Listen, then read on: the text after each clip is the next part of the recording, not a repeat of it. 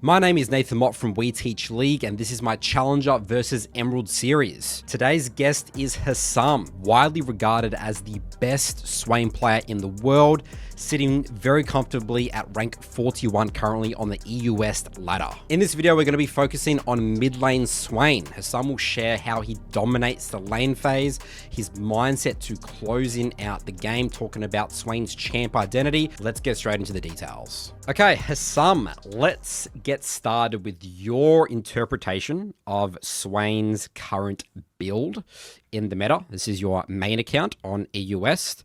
First thing I'm noticing here is a lot of Blackfire torches, mostly. First item. I guess choose a game here of like a standard build you think, and then we can sort of break it down here. So which game do you think here is a good indication of a standard Swain build? Well, some of the games are of course a little short, so we don't always make it that far. But I think the game where I'm 4-3, I think that could be a fine example. 4-3-25. All right. Yes, that one.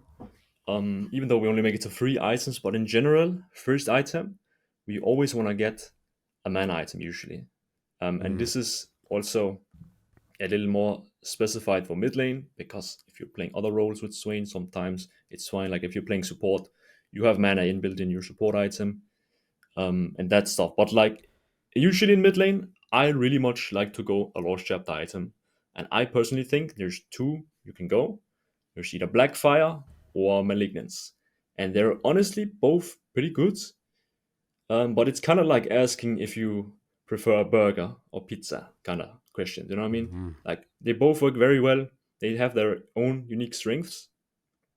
While Malignance gives you like more ult uptime, and you can have ult more often, and it's like a cheaper spike. Build path can feel greater because Blasting Wand is significantly better to get than Faded Ashes as a laner, because the 45 AP just does way more than the like 1 second per, like 1 burn per second. But I personally prefer Blackfire. I think Blackfire has great. First of all, it gives a lot of push and poke, and it's just a generally really consistent item. Like you have a lot of damage outside of ult as well. With the burn, it synergizes super well if you get more AP later on. So basically, I would say for your first decision, you just need to pick between Blackfire Torch and Malignance. If you're confused, I don't know what to do, I would just suggest just go in one of them. Like it's not that deep. I personally like Blackfire, so if you want to just copy me, you can just go Blackfire first. Now it becomes like way more complicated on the second item, because one of the beauties of Swain is that he might be one of the most flexible champions when it comes to builds and also runes, and he can just go Why? so much. Why is He's that? AP bruiser, and he really likes AP items, especially the ones with health, like some of the Horny Guys items. But he can also do very well with the tank items, and that makes for a really interesting combination. Because let's say the enemy team has triple auto attackers or quadruple auto attackers, then that kind of opens up for the option of Frozen Heart becomes really good. Frozen Heart is really, really good on him, but all items in the game kind of have those scenarios. Like Frozen Heart does really well into auto attackers. Sunya's is a great counter to some champs like Viego. It messes up his resets, or Master Yi, Olaf, all these champs. So on second item, you kind of need to decide depending on the enemy draft. As a go-to, in most cases, you want to go one of the Horny Guys items, and that is either Bloodletter's Curse, Liandry's, or sometimes Riftmaker. Okay, so my go-to is usually, I would say, if I'm just gonna give you a build I go a lot, is usually Liandry's second, because this item is just really, really good on Swain. First of all, he has really easy time applying it because of his ultimate, and I just think a lot of times there's a lot of health in the game. That being said, if you play Swain and you have other AP champions on your team, enemies might be tempted to buy Magic Resist, making Bloodletter's Curse really good. It got buffed a few patches ago, and now it's actually pretty cost efficient in my opinion. So I do also buy Bloodletter's Curse second in a lot of cases. So usually on second, you want to go either one of the Hornet guys, either anti-health, anti-resistance, but you can also opt into clear counter items Like, let's say the enemies are triple or quadruple AP, you can also on second opt into just an MR, like a Force of Nature or Abyssal, if Okay. you have a lot of AP on team Abyssal and stuff, Mask. right? Yeah. Yeah, I think it's a good item as Yeah. well. I mean, look in here, Husum. I mean, this is like a goddamn KFC variety bucket of like second items, right? Like every game's almost different. Like, Yes. I think Liandry's does look like, so it looks like, yeah, your overall standard is like Yeah. Blackfire Liandry's both games, but like we've just got so many sort of We different got a items lot here of on the second different turn, right? options here, yeah. And we also have to take in mind, of course, I'm a content creator. I do have to like cook a bit of stuff, try out stuff. Like if I never try out stuff, I'll never really figure out if there's like a hidden gem anywhere. So I mean, you're the you have Swain guy, to, right, Husum? yeah, Everyone's looking for exactly, you. Everyone's saying, yeah, Husum, try this item, try this item. Like, yeah, like you're exactly, the guy. exactly. You're the only one You that's know, gonna know, right? yeah. So I sometimes I have to deviate a bit in my builds. So take some of my builds with a grain of salt. Sometimes I'm also just cooking, but I think overall, generally, you want to go Blackfire into a Haunting Guys item, Yeah. usually Liandry. Yeah. So lose your lunges, but we are seeing a lot of Bloodletters curse there. Yes, So, yeah. so yeah, I mean, I guess we could talk about just a lot of other items here that I have questions about. Like, I mean, Zonya's is like this, Yep. the typical Swain. You think about a Swain in a team fight, bam, Zonya's. But like, looking at some of your games, I mean, I guess the games aren't going that long, but you're always going Zonya's third item. In many cases, I am. It's a great third item for Swain. A lot of like Sonya's will always have good value if you press it like well, and usually every enemy team comp has some kind of counter in the Sonya. Like for example, this game you're looking at right now, they have Master Yi. Okay, Master Yi is a champion where you can't really buy like Frozen Heart or other armor options into him, but you know Sonya's makes you tanky in a sense that is not like HP and armor, but it makes you invulnerable, right? So That's no the one OP can thing. Yeah. touch you. Yep. Mm.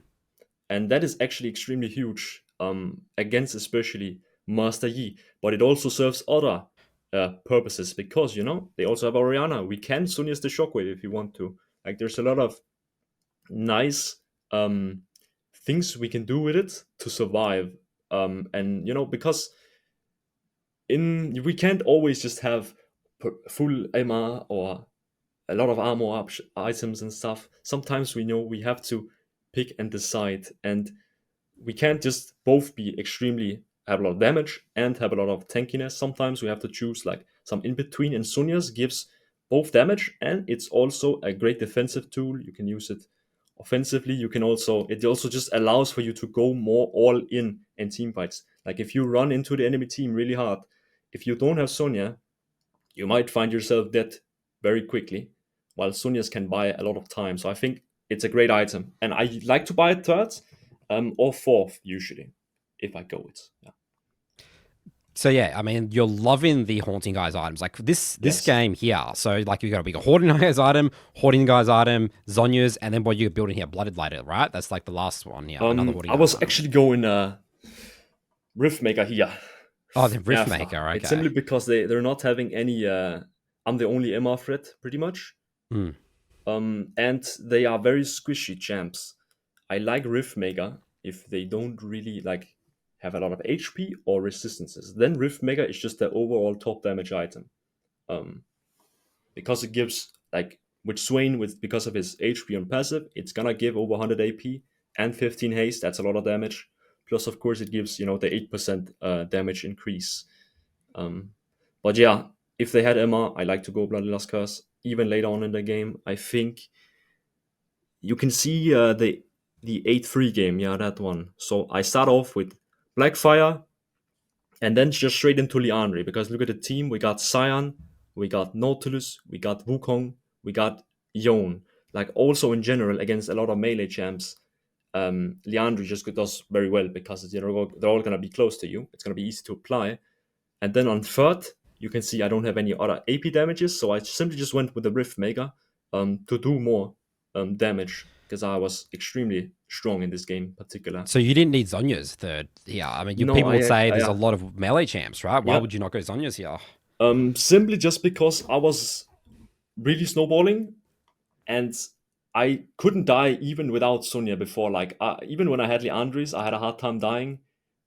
So sometimes against a lot of tanks as well, like I just didn't think their damage would be enough for Sonya, and I would honestly just prefer having the extra damage, because if you end up stacking holding guys items, you will be doing a lot of damage.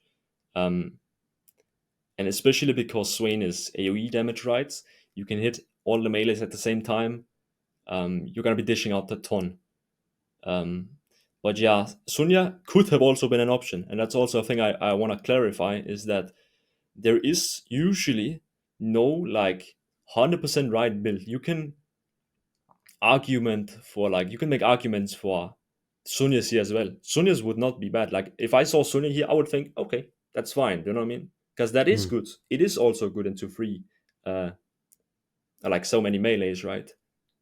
Um, so he has lots of options, and it does definitely take like some, I would say, some time and some games to like trying to grasp of it. But I will say, Nathan, that at the end of the day, it's not just the build that makes the player, and that's also something we're going to look at later. It doesn't matter if you have the 100% optimal 5% always more build. It's always, at the end of the day, a lot of down to your gameplay. Build helps a lot, don't get me wrong. Build does help, and you can build wrong items, but as long as you're building somewhat in the right direction, especially on Swain, it can never go truly wrong. Do you know what I mean? Mm. Like I feel like you can mess up on ADC. Like if you don't build LDR, you kind of screwed over. But here, anything can kind of work. Yeah, it's extremely Yeah, interesting champ. I guess that maybe yeah. is like, I guess, the uniqueness of Swain. Like, he's not really a mage, like an AP, like there's not many AP Mm. bruisers in the game, No, so, no, no, yeah. you know. And he has his ult is just such a, because of his ult is really good at applying item effects. It makes it so a lot of items become extremely good. Like Bloodletter's Curse, he insta procs it on everyone inside him. Leandri, insta procs. He doesn't even have to look at them, right? We just apply the burn. And one quickly thing here, I also want to talk about, because I know it's going to be in the comments as well, is about Rylai's Crystal Scepter. This one is, Yes, that's what I was going to ask. Where's the yeah, goddamn Rylai's this here, one is Husum? What are you doing? a greatly misunderstood item in my opinion. I think the item is good. Don't get me wrong, the item is good, but you might be wondering why. Where is the item then? Why we're not But building some it? games you're rushing it though. Some games you just flat out rush This it. was a support game. It's because I was built this Support game. games. Yeah, So we're talking about, we're I talking like about it big on Swain here. support. Yeah, Yeah. I think there's a mid lane Swain with Rylai a little further down. Wait, I see it. What's this one? Yeah, Here we this go. one. Yeah. So let me talk a little about Rylai's here, because it's usually what is kind of, when people think of Swain, they think of Rylai's usually, actually. Yeah. And I get this question a lot.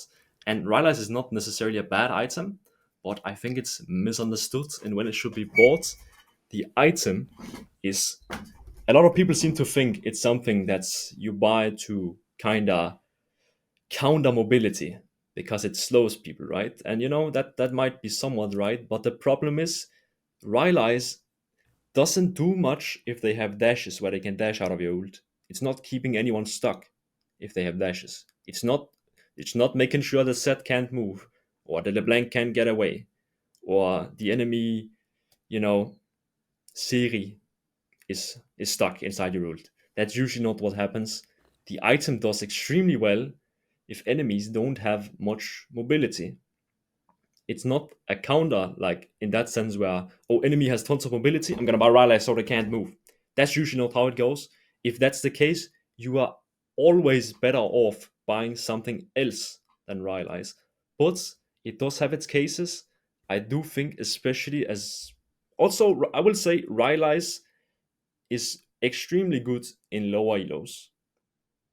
And in some of these games, usually in Challenger, people kind of figure out how to kite the Swain ult. Do you know what I mean? Like I think in lower elos, it's really, really People good. People Yeah, just run people into run in into lower you. ranks, yeah. They're not 100% sure how it works, right? And I can see Rylai as being better at different elo brackets. So don't get me wrong here. But yeah, it's an item I would buy into low mobility comp. So this game, for example, they do have a little mobility, but look, they have Callista. Callista is one of the best Rylai's counters because it slows her movement speed, and I'm pretty sure the less movement speed she has, the slower her dashes are. Or something. Yeah, she There's like doesn't some jump interaction. as high. Yeah, Yeah, that's right. yeah. Yeah. And for the rest of the team, right, Fresh, no dashes. The Ego has a few dashes, but it's not a lot. He usually goes in and is like, he's very nice to kite as well. Jax has one dash and Asia has a dash, but it's not that much, do you know what I mean? In my opinion. Like most of those champs goes in and then we can kind of keep them stuck as well. So I do think it's a good item and it has its places. And I will say it's like also at the same time, it's kind of like training wheels as well for Swain because it helps you being able to space better. But once you get better and get better at spacing in general as well, you don't always need to spend 2600 on the item to kind of help you space better. If you're already spacing better, sometimes just having a damage variant is going to give you a much greater chance at the game. So that's why I don't usually buy it.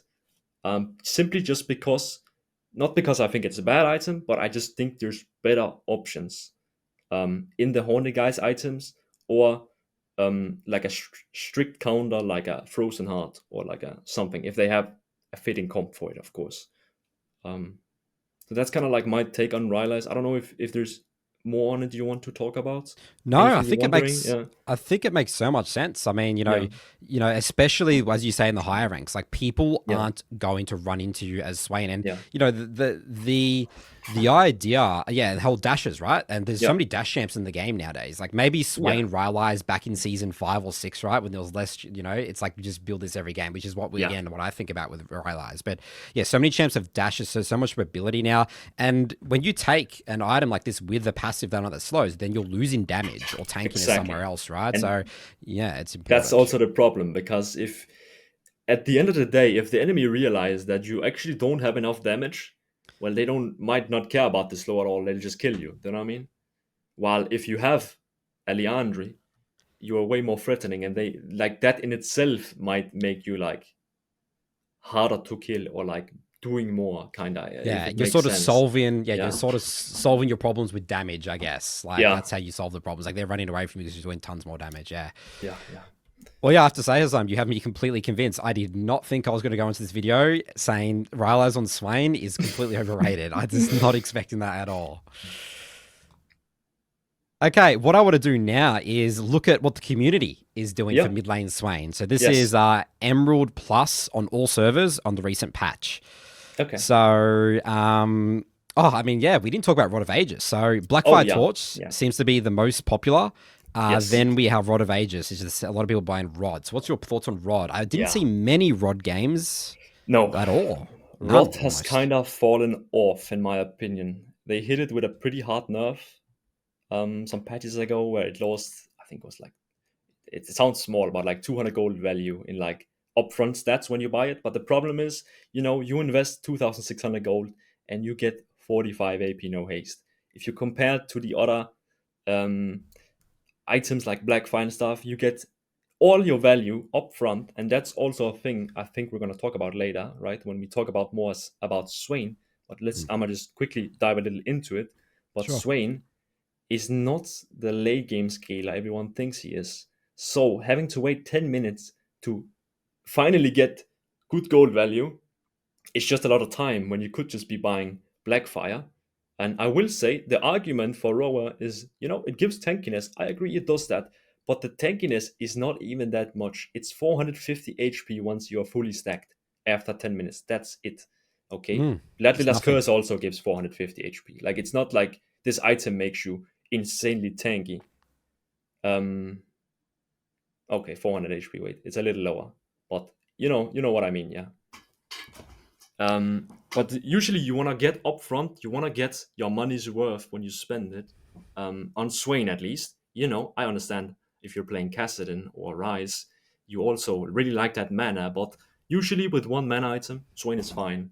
You don't need this 800 mana Rod of Ages gives.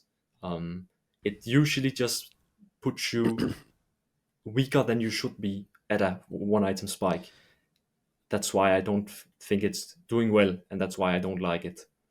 Yeah, I mean, look, ultimately to buy. 49.91% win rate, by the way. Look at that. So Yeah, the stats don't even, yeah. I mean, it this is. seems like a very misunderstood It champion is. It with is. Swain. Yeah. Yeah. And it was good for some patches ago, back when they made the change to do double Ruby Crystal into Catalyst, and it gave 50 AP and 400 health on purchase.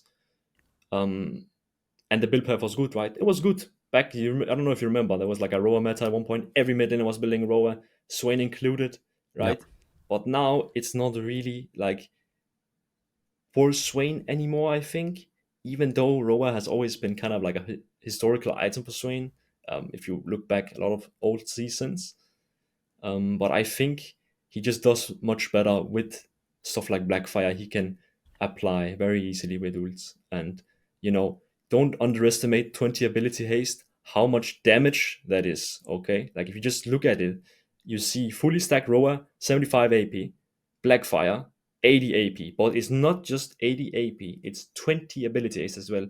That's a lot more Mm. spells, and we're getting more AP when we hit people, and we have the burn. Like, the damage difference on these two is insane. So even though you might be getting a little less HP, you know, you can work your way around it. Like, we'll talk about it in the runes as well. But you know, if you take some HP in the runes, you will be fine, even not buying HP first. There is one build variation I want to talk with you about, though. Sure. Yep. Um, and that is with Catalyst and not Rod of Ages. If you look at my match history, you can probably find a game. Catalyst here. Yeah, this one, for example. So it might look very strange. You'll probably wonder, wait, Husum, when are you upgrading the Catalyst to Rod of Ages? I thought we were scaling, but that's not what's happening. Okay, so the reason is Rod of Ages has been nerfed, but Catalyst is still the same broken Catalyst as it was after the buff. So you can see, look, Catalyst 350 HP. It literally gives same HP as a completed Roa. Yes, it doesn't have the 10-minute scale. So Roa is only giving 100 more HP than Catalyst in itself. And this item is very nice build path. It fixes all mana problems, and it gives you like great early health. So early health is good on Swain. That is why some people like the idea of Roa. But I think going Roa doesn't do much more than just going Catalyst. And you just have to kind of get it out of your head that you have to finish it with this technology. You have to view Catalyst as a full item. This is your mana item, if it makes sense. The build doesn't change a lot after that. You still go the same stuff. Don't worry about the cosmic drive this game. Yeah, I was going to talking a say, bit. same stuff. Yeah. When it was like the first cosmic shot I saw there. Don't Yeah. worry about this game, okay? I was trying to test a build into Cassiopeia this game. I see. So, but back to the Catalyst, the reason why Catalyst can be good in these cases is if you're gonna have if you know you're gonna have a bad time. Let's say you're playing against Cassiopeia. I mean, we're talking about matchups later. Cassiopeia is pretty bad. If we're playing against Victor, Oriana, all these poke champs or champs that just straight up beat you, you're gonna have a hard time. And early health can be very, very good. It could also be they have double assassin. Let's say you're against Echo mid lane and they have a set jungle. Catalyst is great early rush as well because it just makes you kind of nullify their ability to take over the game in some sense, if that makes sense, yeah.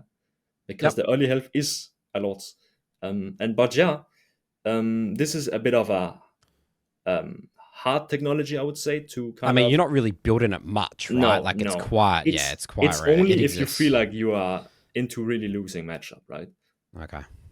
Or assassins or stuff like that. So it's Yeah. not like if you're just picking up Swain, don't even worry about it, legit. But you know, I'm just trying to explain a bit what's going on the match history, yeah, because it is something I do sometimes, yeah. One thing we didn't talk about at all was Dark Seal. I'm seeing no Yes, upgrades ever to Mejais. no, Do no. you build Dark Seal every game? You don't. I buy Dark Seal whenever it's convenient. That's my philosophy on Dark Seal. I think Dark Seal is amazing. 0 stacks is still gold efficient. But I'm not gonna delay big spikes with it. So let's say I have enough to finish my item. Well, I'm not gonna like wait and get a dark seal in between. But let's say I recall with 900 gold. That's my favorite to go Amp Tome, Dark Seal, and a Amptone Dark refillable, Seal. for example. Yeah. Yeah. Okay. So I like exactly. Like if I recall with 750, I love going Amp Tome Dark Seal because it's just a lot of damage power. Like it's a lot of fighting stats. So I do go it, but only when it kind of makes sense. So this game, I went boots, Why for not this example. one? Yeah, it was because of Cassio as well. I was having a Okay, little rough Casio, cool. time here in Everyone's picking matchups. Casio into you Yeah, every game. Yeah. it was some pretty hard days. Some of these, yeah, it was a bit difficult. In this situation, I think as well, it was just sometimes the boots are very nice as well in some of these matchups. Like you wanna, if you can't dodge the chain on Silas, he will beat you. So um, boots are great as well, but I do like the Dark Seal. I will say Dark Seal is, I do upgrade it, Nathan, but it's only when I have uh Sunya's Hourglass usually in my inventory. Okay, Sunya's you have is, to have Zonias. Okay. yes. I kind of, if you have 10 stacks and you have like a Seeker's Arm Guard, I like upgrading it. I do. Because There's the one um game, I think, in like 20 games. Yeah. yes, Yeah. and you can So see I got bam the and then Sunya's, bam. yeah. Yeah. Yeah. And it's simply because Sunya's just helps you get all the stacks because it makes you win that team fight where you don't die, and then you get, now you're 20 stacks and you're gonna be extremely strong, right? Yeah. I will quickly note, just talking about your match history, I love a match history like this. It just looks so raw solo queue, Hassan. Like, people think, like, oh, the best players, Hassan's the best thing. Like, this is the reality, guys. Like, if Yeah, you want to get to this level, like, you have to learn to lose League of Legends. I just want to quickly note that, because a lot of people 100%. just, think that solo queue, or they watch the best players. Like, you have a 1 in 10 game, and that it's, it's Yeah. completely fine. I love it. It's very raw. Anyways, back to items here. We didn't talk about boots at all, Hassan. Yes. So What's your view on boots? I think, again, I see you rush boots sometimes, like Swifties boots. Again, is that matchup specific? You've got a KFC variety bucket with the boots. Oops, that's the wrong person. Yeah. let me see. So okay, my idea on boots is the best boots on Swain. Let's just get that out of the way. Yeah. Are plated steel caps. They are by far the best boots. These this stats site may not show it, but I have another one, and it's pretty clear. Plated is the best boots on Swain. It makes sense. They make you extremely strong against auto attacker champs.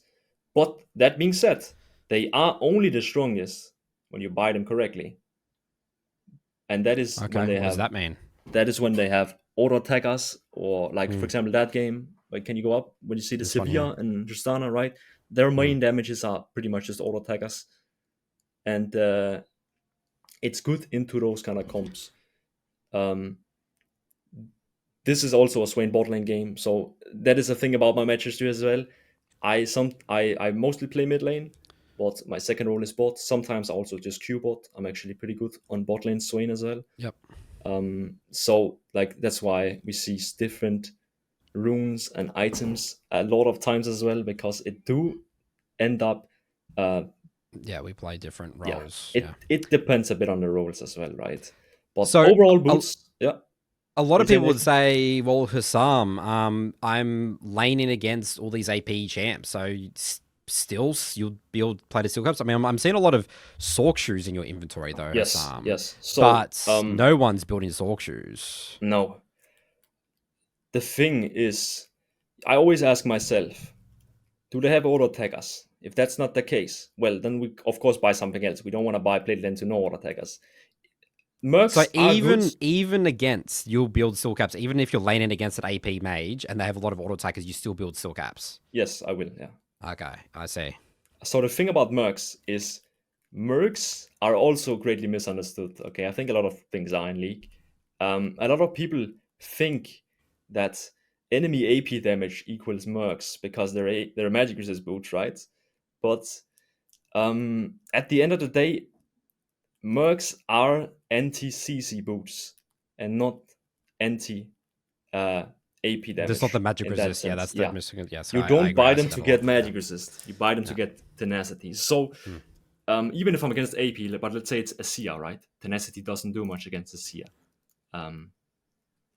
because he has no really like CC except for a knock up, where that CC doesn't work against him. So I do like getting Mercs. Mercs is great into Syndra. Like if they have Syndra Elise combo, of course we're getting Mercs. Do you know what I mean? Yep. that is a prime example of a Mercs game. The Sork shoes are a great option if none of the other cases we talked about is true. So if they don't have Hmm. that many auto attackers, if they don't have like something where I would consider we need the tenacity, I do think the Mercs can be very, very strong. Don't mind that game, Nathan, legit. Yeah, all right. The I'm double not gonna get ages, on. that's another technology. I don't. We're There's a lot we're of not touching technologies that. on Swain, okay? Don't Yeah. worry about it. um, but Yeah, yeah, that makes that's sense. That yeah. makes sense. Yeah. So So Sork shoes, if it they're doesn't fit just that yeah, criteria, yeah. they're just overall pretty good boots. Mostly also if you get the upgraded socks, you're gonna do a lot of damage with them, right? With the Yeah. new feats. Um, yeah, Okay, I'm moving into the next items that the communities are building. So yeah, you've already talked about Rylai's. They are loving Rylai's second. It's just the yes, most picked by far. Actually, not by far. It's the same as Leandri's, but yeah, I mean, this surprises me. Interested to see that the Leandri's been raised a little bit higher. I don't yeah, know why people would build buildings on you on second. Do not no, build. You do no damage, right? I hate yeah, seeing people build on your second. I yeah. can't stand it. It's only something I would do if they have like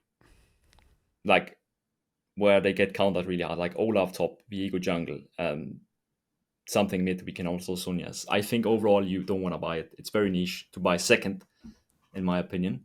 But yeah, honestly, I'm not surprised by the second item here. It is most of the Honing guys items, and it's the Rylai. So I think a lot of people just are very used to the Rylai. I talk with a lot of Swain players, and they say they can't land E if they don't have Rylai, and Mhm. that can be true. I uh, I think that can be the case for some people. It's just a very very big comfort item, but mostly picked item doesn't always mean that it's correct, of course. But it's a lot of people's favorite item, I think, on Swain. So I'm not surprised I see it so much built by community. But I do There's no think it's Bloodletter's curse. No one's building no, Bloodletter's curse here. not as much. Some. No, no. I think people haven't 100% picked up on its power, in my opinion. I think it's very good also to even buy preemptively. Like if I have like for example, when I was playing a lot of Swain bot lane, it usually means that you will have AP mid lane and you might even have AP jungle or AP top, right? We are forcing AP on bot lane. So when I was doing that journey where I was playing a lot of Swain bot lane, I had a lot of success with Bloodletter second because I knew they would buy Emma, right? It was obvious if we have triple AP, any good players on enemy team, if they're challenger players, they will 100% buy Emma. So you could buy it like really preemptively. And I think it's pretty good on second item, I will. So, I'm a bit surprised I will say that Rift Mega is higher second Yeah. item than Bloodless. I'm surprised Zonya's Yeah, is higher yeah, second item yeah. for What's some. What are you going talking on? about? Yeah. Sonya's has more purchase than Riftmaker and Bloodlust to combine. Uh, That's crazy, actually. Um, but yeah, I think, as I the said, only other right? thing that comes out here is Spirit Visage. I don't really see Spirit Visage No, at all in your no, build. That's another no. one you didn't talk about. Yeah. So what's your view So on Spirit Visage? Because people think, well, you that, heal. Why does it not make yeah. sense? You're Okay, so we'll like talk about it. counterculture. So Yeah, right, the yeah. Rylai's and now Spirit Visage. That's another one. So So what's your yeah, opinion on Spirit Visage? and it's funny you say it because I get these comments a lot. It's like, bro, is this guy a noob? He's not building Spirit Visage and Rylai. So what's going on? Does he not know how to play Swain legit? And Spirit Visage is once again, and I hate to say it, but it's one of the misunderstood items again. People think you heal more. That must be great for Swain, and that is to some extent true. Of course, we like healing on Swain, we do, but it's just outperformed by other Emma options. You build this, you would never build Spirit Visage anyway, unless they have AP, right? It's a magic resist item. We only build it if they have AP. But the problem is, it's usually always outperformed by Koenig Rukon, Force of Nature, Abyssal Mask, all these items, other Emma items, simply because they just do more. The heal on Swain is not like Aatrox, where he just auto attacks one time and he's full HP or anything. It's has been even nerfed a lot over the years. Um, especially his ult healing. His ult healing is not even that high. Like Swain's healing mostly comes from his passive when he lands E and W. That is when he heals the most. Spirit Visage does have a place in a Swain build, but you need enchanters on your team to make it worth. Okay, that is my usual advice. If you have Ivan jungle, if you have Soraka bot lane, Spirit Visage suddenly jumps in prio because it also amplifies them, right? Yeah. But So if it's you're not just about you; it's about your teammates healing and more than yes, your yes, self healing yourself. yeah, Very interesting. Yeah. we like, of course, buffing ourselves with heal, but the buff we get on the heal is not making us more tanky than a fully stacked force of nature, if that makes sense. Like if you wanna truly just survive against AP damage, having 125 magic resist from force of nature makes you way more tanky than healing 25% more. Because reality is as well, people will buy anti heal, and having just a lot of resistances on Swain is very, very good because he is innately a lot of HP. There is some combination between HP and resistance. You've probably seen it before, Nathan, right? Mm. He has a lot of HP. So if you stack resistances with it, he just becomes Scales more extremely tanky. gets a lot of effective health, right? So that being said, Spirit Visage is built a lot. I also used to build it a lot, but I kinda drifted a little apart, and now I only build it when I have enchanters. I think getting raw magic resist is way better and will make you way tankier. Swain also doesn't really use the health regen at all, pretty much. Um, so I think the stats in general are just weak on the item. The heal can be nice, as I said again, if you have enchanters, Soraka, Ivan, Tarek. Um, but that being said, I do think it's misunderstood. You shouldn't build it every game. Um, there's a lot of cases where force of nature is way greater, or if you just want, like, let's say they have a lot of burst, like let's say they have Aurora, Elise. Well, those champions you would much rather prefer caning Rukon against than having 50 MR from a full item. Okay, the heal is not that much. It's not like you buy this item and you're gonna be unkillable because of the healing. That's not how Swain really works. Swain needs a lot of resistances to be tanky. He's not a guy that can just be tanky because he's healing. So usually it's because Spirit Visage is simply outperformed by the other options.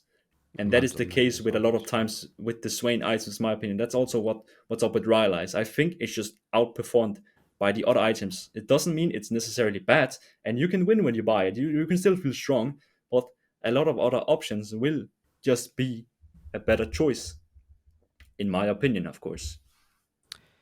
Last one I want to talk about is Morellonomicon, and Yes. because you say, Husum, that Swain's very good at applying passive grievous wounds and of all these items. So it does look like, I mean, obviously it's a very low pick rate here, but it's obviously this is the fifth item. The very few games gets a fifth item, right? But it does have a 48% win rate, which is interesting. Yep. Your thoughts on Morellonomicon? Because I saw no Morellonomicon, barely even Oblivion Orbs. Yes. So I do think that Oblivion Orb is really, really good on Swain. I buy it whenever they have clear heal champions that base their like identity on healing. So, for example, this game, Soraka Nyla, hard countered by Oblivion Orb, and Swain might be the best champion in the game to apply it in team fights, especially because, Okay. again, as I said, he just goes ultimate, and then he doesn't even have to think about applying it. He just does it automatically. So I do love buying Oblivion Orb. I don't like upgrading it until I get later on in the game. I think that's how it's supposed to be as well. That's how the item is designed as well, I'm pretty sure. You just want to sit on Oblivion. You can see in all the cases where we go it's usually because, this game, for example, if you scroll up, I think they have a double standard sky top side. Cassie also heals a bit, so this was just needed for this game as well. But yeah, it's great. I think I built it in a lot of cases. This game Yeah, again, we I got just realized you Silas, build a right? lot more, yeah. Silas, if you scroll up, there's even more actually. Wait, can you go up one more? You see it there in the This one 5-7 here? game. You see we got Silas top lane. Really late. You bought this really Yeah, I late, though. bought it really late. I did. I think some games as well, even though, and this is a thing, right? I'm a challenger player. but that doesn't mean we can't sometimes make a little mistake, especially in a champ that has a lot of options. Sometimes it's a bit overwhelming, even for me, I will say. So if you're like out there playing Swain, don't be discouraged that there's so many items. Have fun with it instead. I think that um, you know, I'm not to not admit that I don't make mistakes, and I also do build mistakes as well. Even though I have so many games on the champ, I like to just try a lot of stuff. I like to have a lot of fun with League. I personally have a ton of fun with playing League. But yeah, this game I do think I should buy it earlier. But again, I don't 100% remember because you don't also want to delay important spikes. Like you can see if I can finish Leandri, I'd rather finish Leandri than getting um, Yeah. the Oblivion Orb. Yeah, but it's a great item. I think Oblivion Orb is great. Morellonomicon can be fine later on upgrading, but usually don't want to rush Morello. Okay. Yeah. Okay, Hassan, let's talk about runes. So I'm seeing a lot of phase rush here. I'm also seeing Aery, some electrocute, Conqueror. Obviously, we're focusing on mid lane Swain here. So, Yes. So what do you do for mid lane Swain? for mid lane Swain, I pick between two runes, and I've actually made a system which is very easy to understand if you want to pick like I do. And the system is pretty much I either pick Aery or I pick Phase Rush in mid lane. And the reasoning behind them is quite simple actually.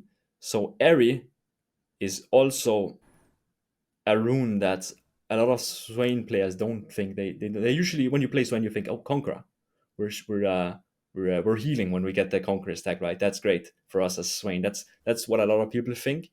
Aery, on the other hand, is the best laning rune for getting advantages and potential solo kills.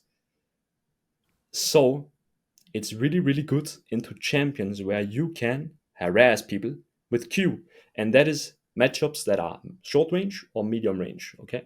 So all short range or medium range champs, in general, just champs where your Q range can hit them, you want to go Aery into them, in my philosophy.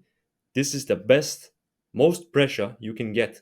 And this is also just really important in Challenger, I think. Having lane control, winning over your opponent is good.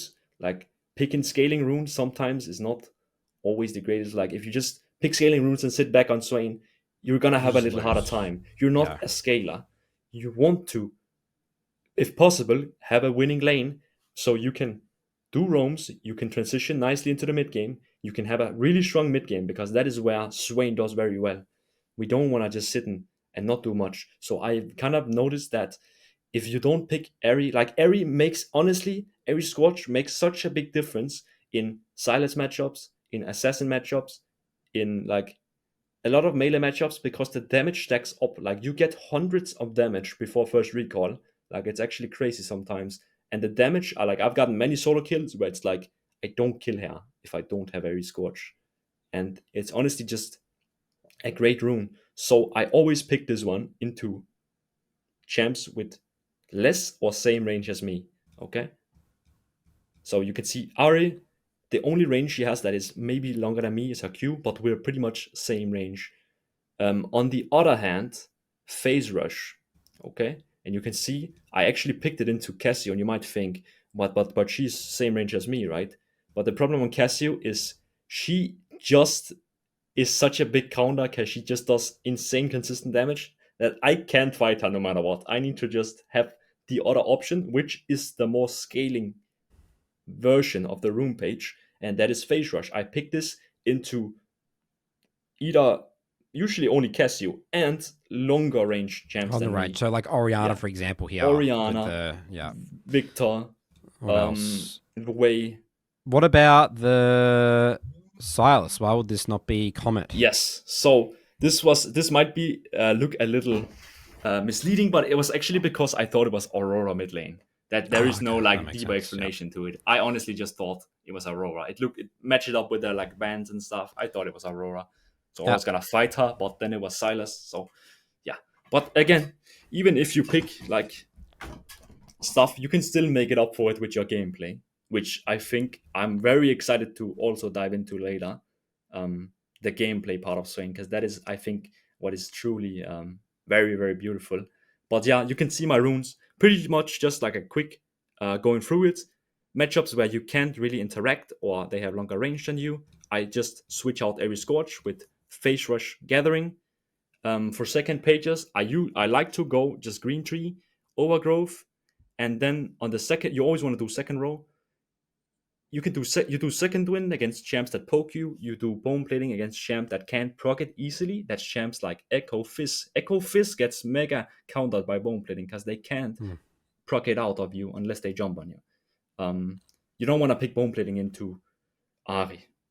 Or actually, Aery might be not the worst example, but let's say Syndra. Syndra just pokes it out with 1Q, and then it does nothing, right? And then if those are not the cases, you just pick conditioning. Like if they don't poke you or they don't like all in you, yeah. For the shards, I always usually go double scaling. Those are the highest win rate ones. And also, for the top row, you are very much flexible. You can go attack speed, haste, AP.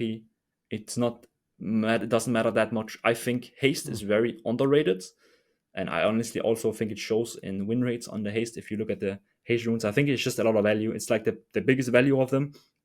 But I also do understand taking attack speed can be great. I think attack speed rune is also a little misunderstood. Attack speed is not just something you should take to last hit better or something. Attack speed also makes you push more.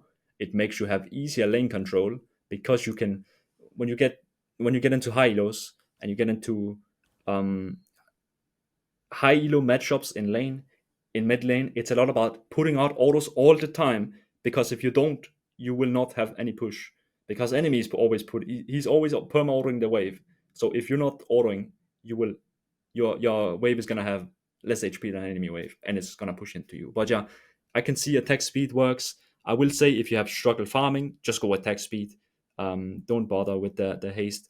Get like just because farming is important. We want to get to our items right. But it's pretty much just a pick kind of what you want, the top row, in my opinion. The only other variation I like to do is I like to go flat health into matchups where I'm going to be fighting a lot. So if I know on one hand I'm going to be playing into, let's say, Fizz. Fizz likes to go for those early level 3 fights, or Katarina. Katarina lately likes to run, I think, Conqueror and Ignite, and they just go on you level 3 or 2. Having 65 flat health in the bottom is really, really nice. You can see this is the game where I thought it was Aurora, right? I just picked more scaling setup. Yeah. If you pick the let's try and you find would another go mid lane flat. game. You would do flat health versus Silas, right? Yes, Silas I do like flat health into Silas. Yeah, I do.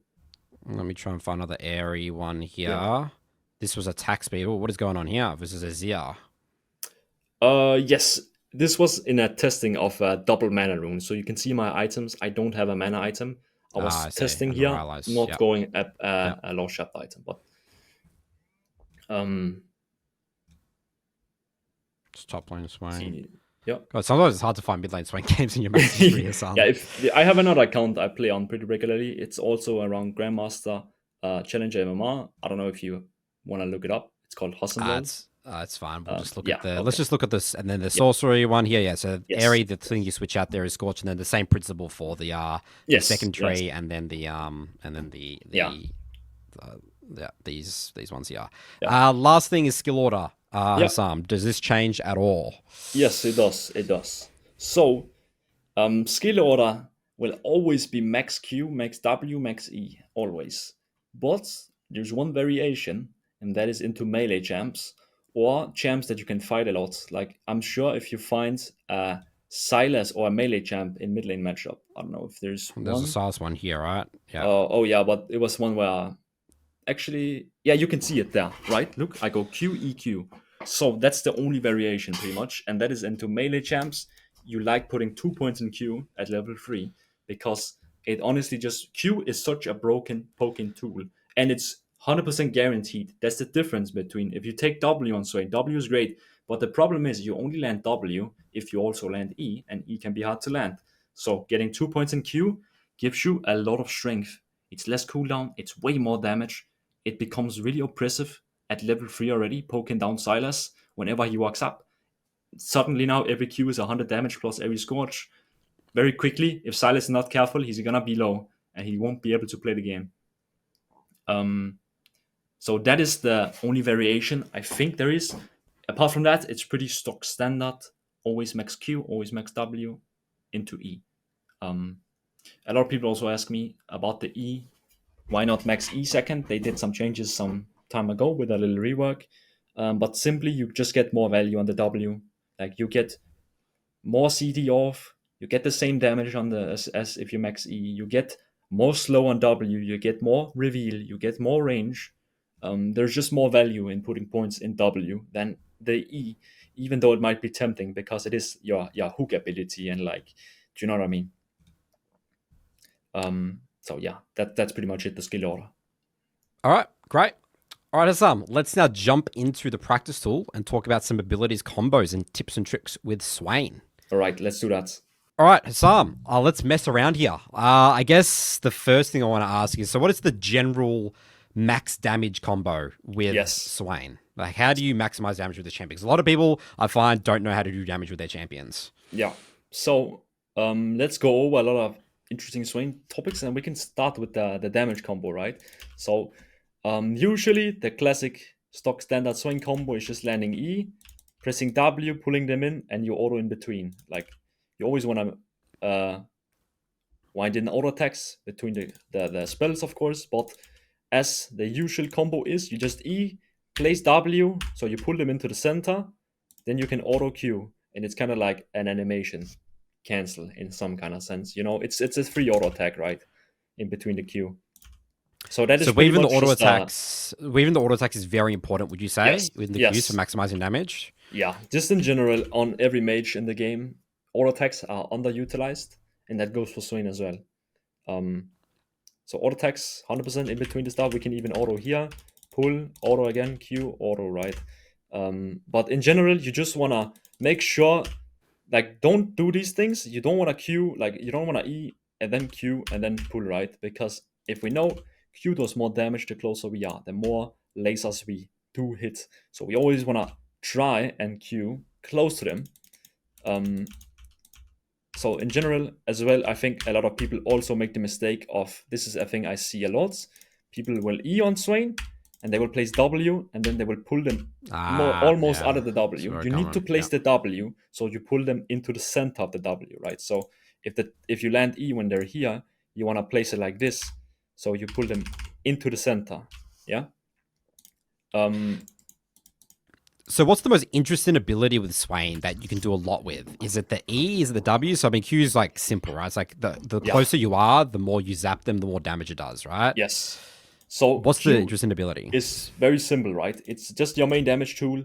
There's not much that to it. Like, it has a few cool things, like you can buffer it. You can, if you cast it right before you die, it's still gonna go off. Like, there's some small interactions there.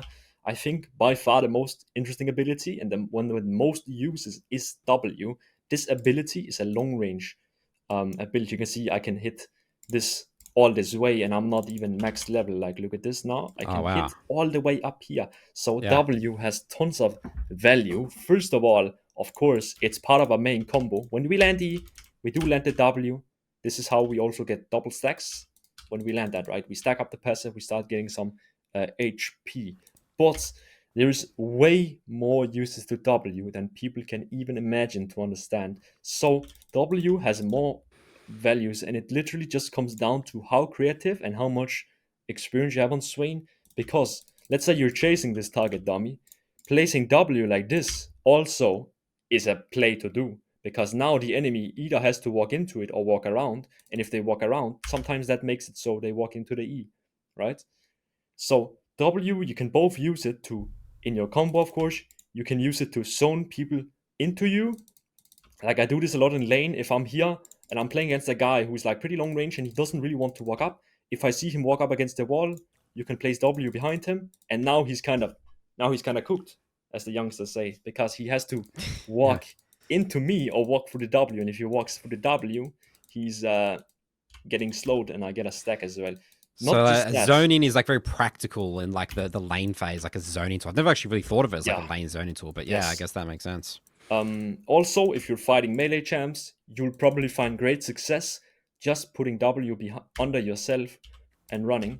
Because if they follow you, they get slowed. If they walk away, well, now we have distance and we can start kiting, right? We can queue, we can run, we can kite, everything. So W has insane uses, and these are just some of them. I'll tell you some more, okay? So not just that, but W we can use it of course to scout bushes. Like when you're in the late game and they have vision on Baron, it's nice looking like, okay, are they actually waiting on the trap in that bush, or are they like actually on Baron? We can also use it to scout Baron. Like once you get into the later games, you have a scouting tool on 13 seconds, so you can constantly check if they're on Baron if you want to. Not just that, you can actually use W to, I call this the sixth side laner or the sixth champion, and that's a trick I use. And legit, I talk with some of my challenger friends, and they're like, "Wait, do you do that? I didn't even notice." And that's the crazy part about it is you can actually use W in the late game. Once you get late enough in the game, where it doesn't matter that you get the gold and XP, it just matters that you have the waves pushed. You know Push, that push, stage where it's yeah. like we're 40 minutes in. It's just about do we get the Elder or do we get the Baron? That's important. It's not about if we lose 5 creeps. So you can actually use W to push right in the side waves. If the wave is neutral and you hit it with W, it's gonna be pushing to the enemies now. This This seems like makes it another so. big thing why maxing W second, right? Like, Yes, you know, because yes, otherwise you wouldn't be able to do any damage to the wave if you max in E second, right? yes. And just to clarify as well, we don't want to be doing the W early game. We want, of course, not to like lose XP and gold, but it's in the late stages. You can use the W to push sides. So I do this a lot, especially if it's risky going into sides. Let's say they have Pantheon, if they have more TPs than us. Having the ability to push out waves is really great. And it also makes it so you're already grouped. Like if you don't have TP, sometimes just being mid lane and pushing top lane with W is great because it makes it so you don't have to worry about top lane. Your team doesn't have to worry about top lane. Like if you guys get aced, they don't have a huge wave up top where they can run down and end. So there is many options. A classic Husum W as well is whenever you have pushed up into the enemy's side, let's say you take in some towers, now you can start keeping a note on their respawn timers, and then you can tie in your W with their respawn timers. This is something I do every single game, and it's Wow, so broken. You that's just look advanced. Yeah, at the respawn timers. yeah. W takes 1.5 seconds to proc. So it's literally just a timing game. Enemies cannot dodge it. And the broken thing, Nathan, is they lose their home guard and you get a free stack. Okay. Oh The, wow! the So it big part is slows the them home down. It guard. slows down their Yeah. tempo and everything. Wow, I don't It's think I've it's a ever seen a Swain do it's that before. That's it's a crazy. tempo killer, okay? It's And a tempo sometimes killer. Yeah. two enemies spawn at the same time. You can get double stacks, and it's completely free. People are not looking to dodge a Swain W in the spawn, and they can't even react right. If you time it well, it's instantaneous the moment they spawn. This is thing I do always. Fascinating. Yeah, so So what do they call it? They call it Husum W. Is that the Husum W? yeah, I think so. I mean, I have a few. I have a crazy. I have a crazy um R mechanic later Library. on. I'll show Yeah. you. Okay. Yeah. All right. It's also like, let's say you're going for the end here, and they're respawning in 5 seconds. You know what? Take away their home guard, and Mm. sometimes it makes it so we can actually finish because they're so slowed out of base. They lose their home guard, and getting the stack and health is so great, of course. But overall, I think W has tons of uses. When you're playing mid lane, you're also center of map, meaning that you can see once we get level 11, level 13, the W pretty much reaches everywhere. Meaning that, let's say your top lane is 1v1ing a guy down here to your Renekton.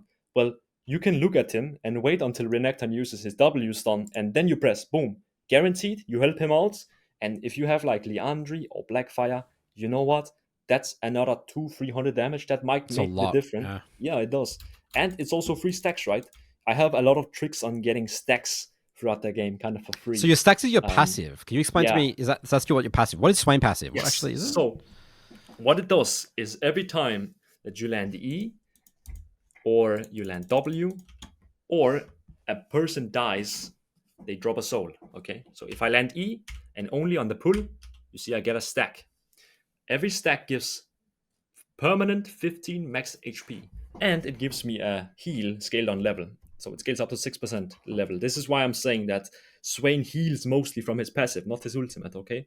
this is a common kind of misconception. Look, ult heal here 52 per second. That's not like insane. Do you know what I mean?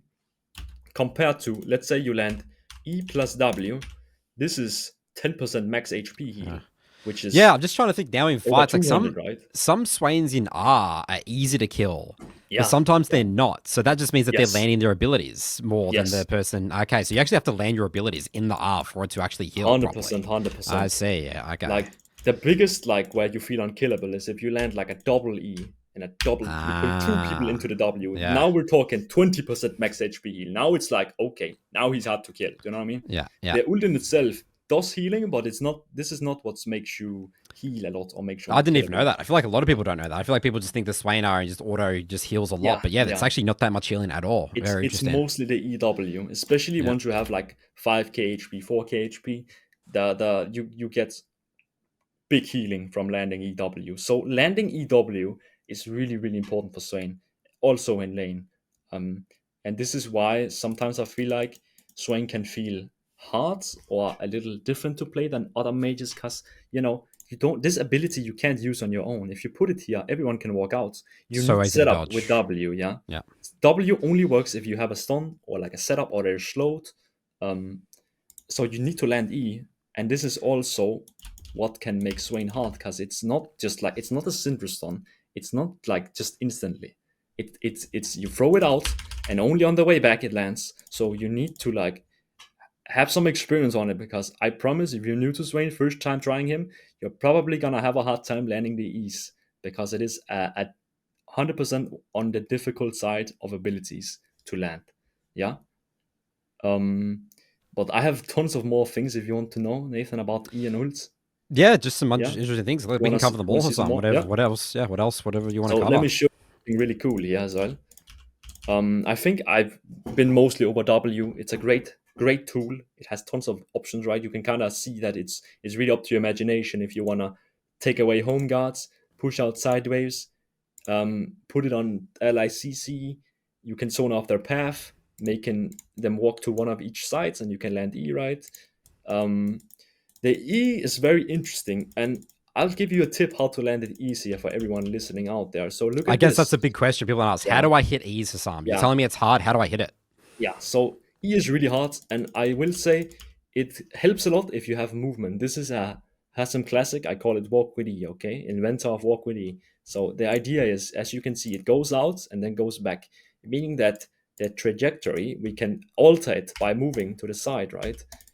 Also, we can alter it by flashing. So if we throw it out like this, if we flash, you can see we can land it.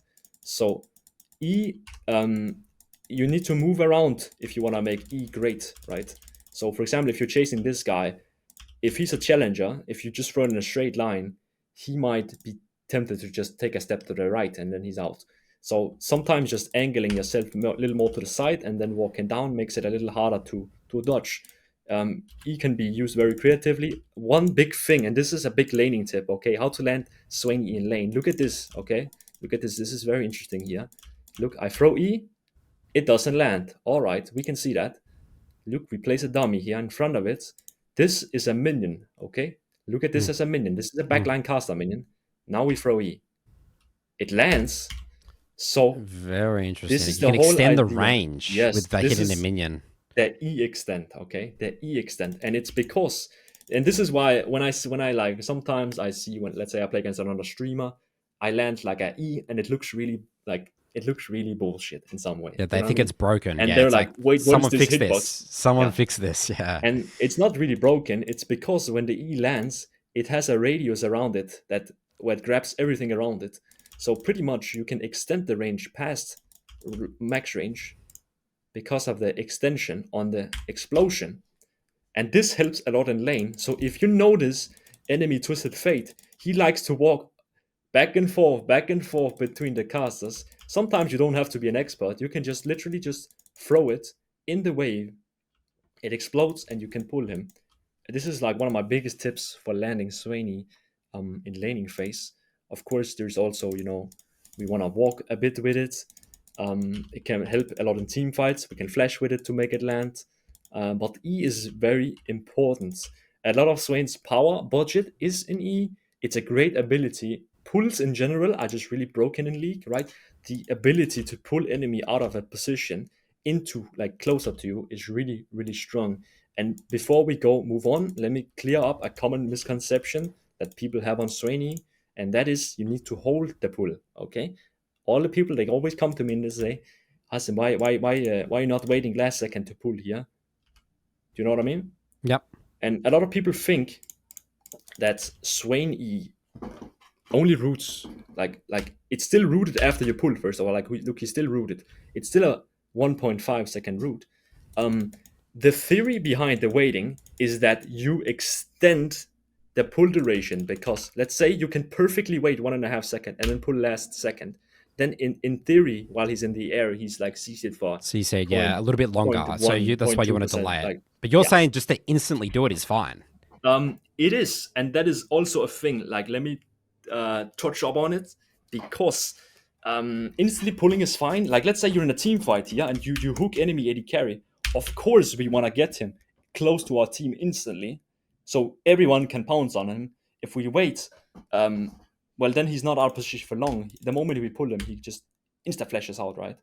So it depends on situation. Let's say you're being chased here by enemy mid laner. Then we don't want to insta pull. We can wait to create distance to pull before we get the stack and the heal, right? So it depends on your scenario, if you should insta pull or not. I think in general, it's not that you have to wait always last second. Waiting last second is also cool, but it also adds to kind of mistakes, in the sense of, if enemy has mercs, you're gonna get surprised and you won't be able to pull in time. You have to be pulling picture perfect to get actual extra CC from the E. And I don't think most people are able to do that. You can see you need literally to pull when it's about to completely run out, which you can do, of course, but most of the times, just getting them closer to you quicker, firing off your abilities sooner so you get them up quicker again is also a fine choice. Another E mechanic I think is pretty cool is if you're playing into melee champs, like let's say you're fighting Jax, okay? Jax jumps on you. Swain likes to fight people close range, but he's not a melee champ. You shouldn't. This is not your fighting range. This is, okay? You want to have a distance still between people when you fight them. But when Jax jumps on you, he's like this, right? If you throw E now, look at this. Look this interaction. You can see I push him away. If you the pull, you're gonna push people on Swain if you're right next to them. Too close. Yeah, I see. So you can push people away if they're onto you. This can create. I've survived many times because enemy Renekton jumps in, I insta push him away and I run, create more distance. Like for example, let's say Renekton is chasing you and you hit here. You don't want to like run like this and then pull him into you now. Like you just insta pull the moment you hit Renekton here, and then you can get out, right? Yeah. Interesting. So yeah, the insta pull, I guess, is a very it's just the community's doing it. You know, the delayed pull with an intention to maximize CC, but it's actually hurting them a lot of the time as well. It's very interesting because a lot of abilities aren't like that, right? A lot of abilities in League is like you want to be, holding a little bit more, a little bit. But yeah, insta E, it does have its uses here. Yeah, and again, it's situational, of course, because some situations it's nice to wait and not pull enemy in your range. But sometimes getting them into your range so your teammates can instantly follow up with another CC is good. I also just think the people don't know that they're actually rooted after your pull. I've seen many people try and tell me that if you pull instantly, they're out of the CC really quickly, and it's like it's not really the case at all. So there is a lot of like cool small interactions with all his abilities, I think. And there's honestly a lot to learn, I think, especially with the E. The E extend is really important. Learning how that you can move around to try and alter the distance or flash is really good. You can flash with most of Swain's abilities as well. So we know the Q does more damage close. So if he's in kill range, but he's only in kill range if you're close and not if you're far away, right? Q does double damage if you hit 5 bolts compared to 1 bolt. It's double damage. So that means sometimes we can also Q and then flash to get full damage, right? So you can do a lot on Swain. What about the R? Yeah, what about the R? What do we need to know about R? Is R just a simple ability? R is infinite whenever you're draining people, and you get demon flares every 8 seconds, and you pretty much just want to press them whenever you have them, so you get them up quicker again. You usually don't want to sit and hold your demon flares for 5 seconds or anything. It used to be like that for Swain, but not really anymore. Apart from that, it's just a big draining field that applies good effects, and the damage is not great. The heal is okay. The demon flare does pretty well. It's AoE, right? There's not much more to it. It's Swain's most like big team fighting ability. You wanna kind of have this whenever you're fighting. So if, let's say, Drake is spawning and you have 15 seconds of her ult, maybe try and just stall out the 10 seconds before we go on the Drake, right? Because it is very important for your survival. I have only one trick on the ult here, and I can show it to you. And let me just show it, and you tell me what you see, okay? Okay. Look at this.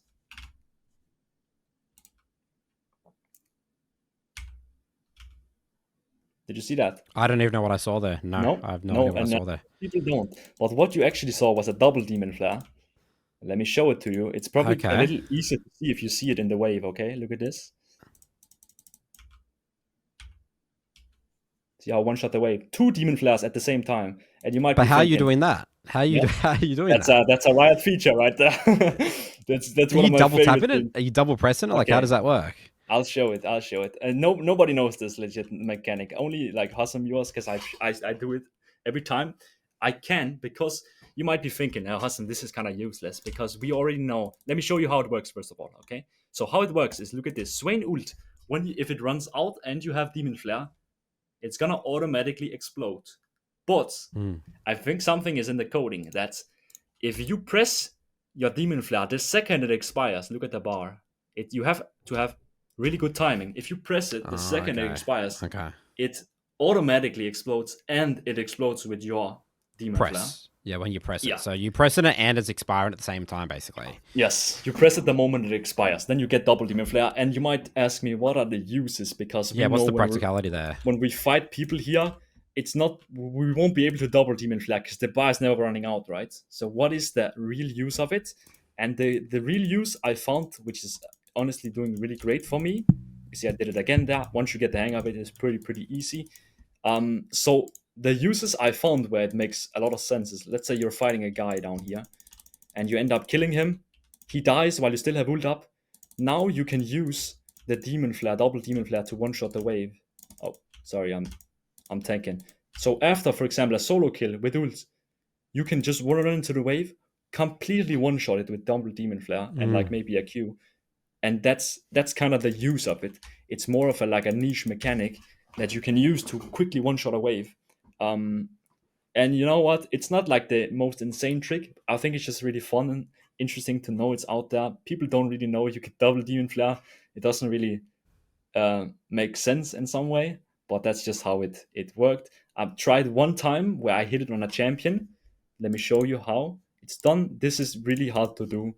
So you have to cut out and then back in. Like, how do you do that, right? Yeah, like you can land it if you do this. See, I landed twice on it. Okay. But it's really hard to replicate. You just want to stick on people in your ult. You don't want to try and land a double demon flare from max range like that. But you can see you can make it work. But that is the only, I would say, Swain ult mechanic there is. Apart from that, Swain is pretty straightforward champion, right? He's a battle mage. His abilities are, their damage, their utility. It's kind of what he needs. He has scouting tool. He has great utility. That's a thing about as well about Swain. He has a lot of slows in his kit. Okay, and this is a thing. Let me take you a little back to the items as well, Nathan, because we talked about Rylai, right? Why don't I buy Rylai anymore? I used to buy it a lot as well, but one of the reasons is in his previous rework, Swain ult now on Demon Flare has a 75% slow when you press it. So when I press it, we're gonna be 75% slowed.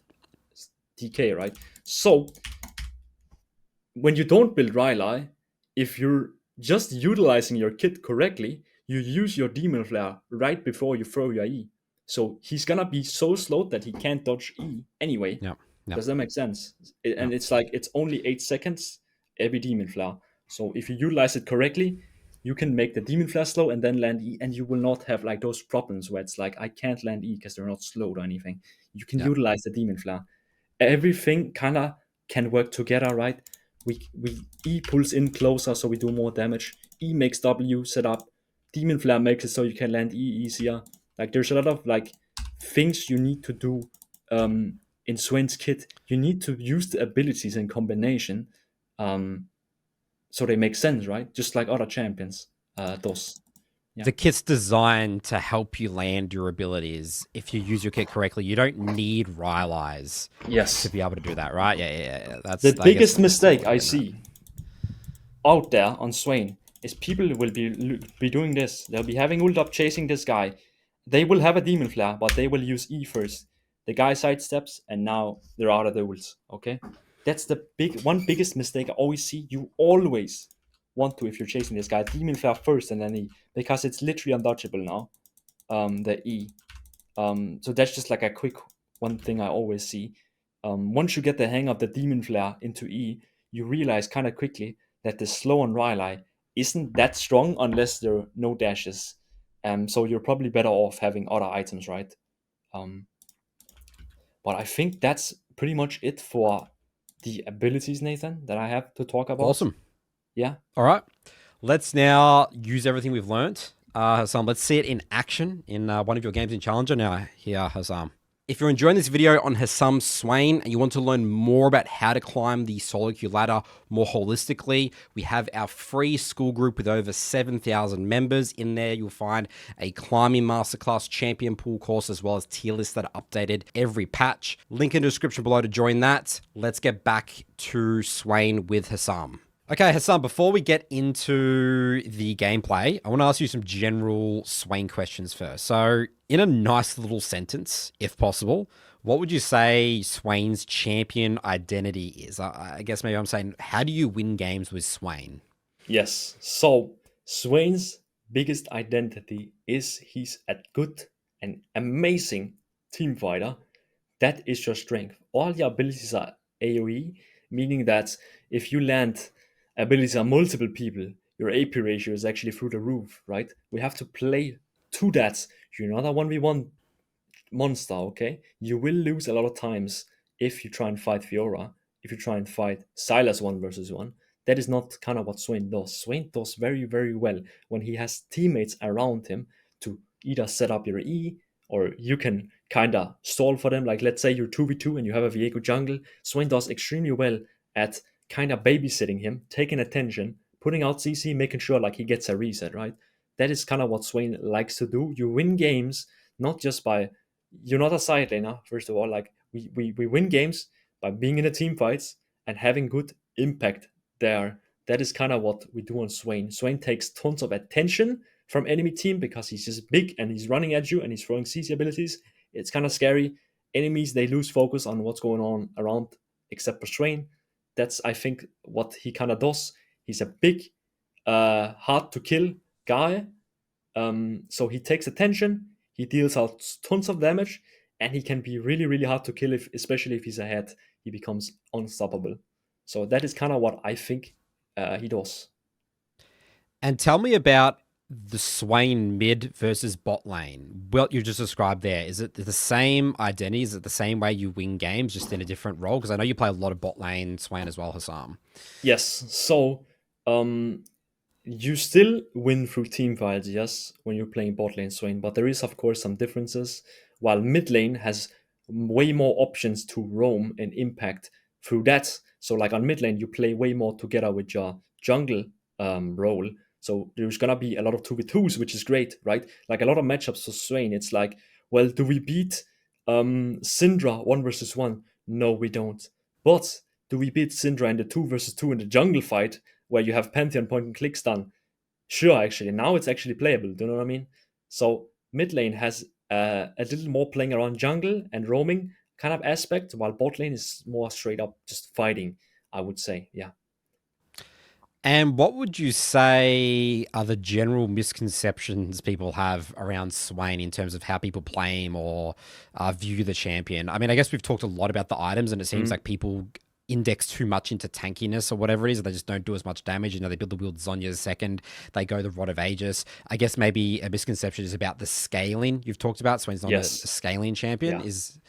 What do you think is I the think the biggest biggest misconceptions you see? misconceptions on Swain, especially when I see people play mid, is that they don't do enough. Okay, you need to get leads early, and this is also why I really like the Aery page. You need to not like. It's really important. You don't do nothing in lane, especially. You always want to have some kind of pressure. You always want to be looking. Is there a fight I can roam to? Is there a W I can help my teammate out? Is there a recall I can stop with W? Um, you want to be very active by doing stuff because you're not Syndra, you're not Aurelion Sol, you're not Kassadin. You are a mid-game fighter which loves team fights. So this is what you want to play towards. You love chaos, okay? Chaos is your best friend on Swain. If the game is too slow-paced, scaling, very smart, setting up vision everywhere, it becomes hard for Swain to play really, really strong and use all his strength because Swain does like a random jungle fight. He loves when your jungle goes to invade raptors and you can follow him now. And now there's a huge fight breaking out, and suddenly you're in ultimate form, Chaos. and there's just chaos, and you're killing all now. He's extremely strong in the fights, especially once you get level 6. Like this is when you should just be looking for a lot of stuff, a lot of fights. So that's kind of what I think. Yeah. All right, let's jump into this game now here, Sam. So I love to always talk about and ask people that come on this show about what is your mindset? What do you think about when you load into a game and get into the rift with Swain? You think about your matchup, you think about team Yes. comps. What do you think about? I like to think, first of all, you kind of look at the matchup, of course. Like we want to have, if possible, if I have a matchup where I can poke them, I'm very happy. I think Swain has a lot of good opportunities to solo kill. Actually, like you don't have to be that passive. You can be really aggressive, and he has great tools to poke with his Q into a lot of the good matchups, like those melee champs or kind of medium range champs. So that's kind of what I look at. Of course, look at matchup. Also, I like to look at enemy team comp as a whole. This kind of makes it much more clear what we need to build, of course. Like you can see, they have a Cassante top lane. We have a Gwen top lane. I assume this guy is going to build Koenig Rukon or any other Emma option. So already now I'm thinking, are we opting into Bloodletter's Curse second? Or do I need to go like another item? Do you know what I mean? Like team comp is like when people ask me, yo, Husum, what's the best Swain build? You need to look at the team comp first. So I can't answer that unless I see what are we up against. Are we up against a lot of AP? Are we up against tanks? Are they building Emma? Are they building health? That kind of stuff. So those are kind of some of the thoughts I already think about their team as a whole. I like to see a lot of melee champs. If you see 3, 4, 5 melee champs, that's a really, really nice for you. And you're probably gonna have a good time. If you see 5, 4 range champs, it's gonna be on the more difficult side, I would say, because that is Swain's number one weakness. It is ranged, and he does very well into melee comps, but he also has a hard time into range comps.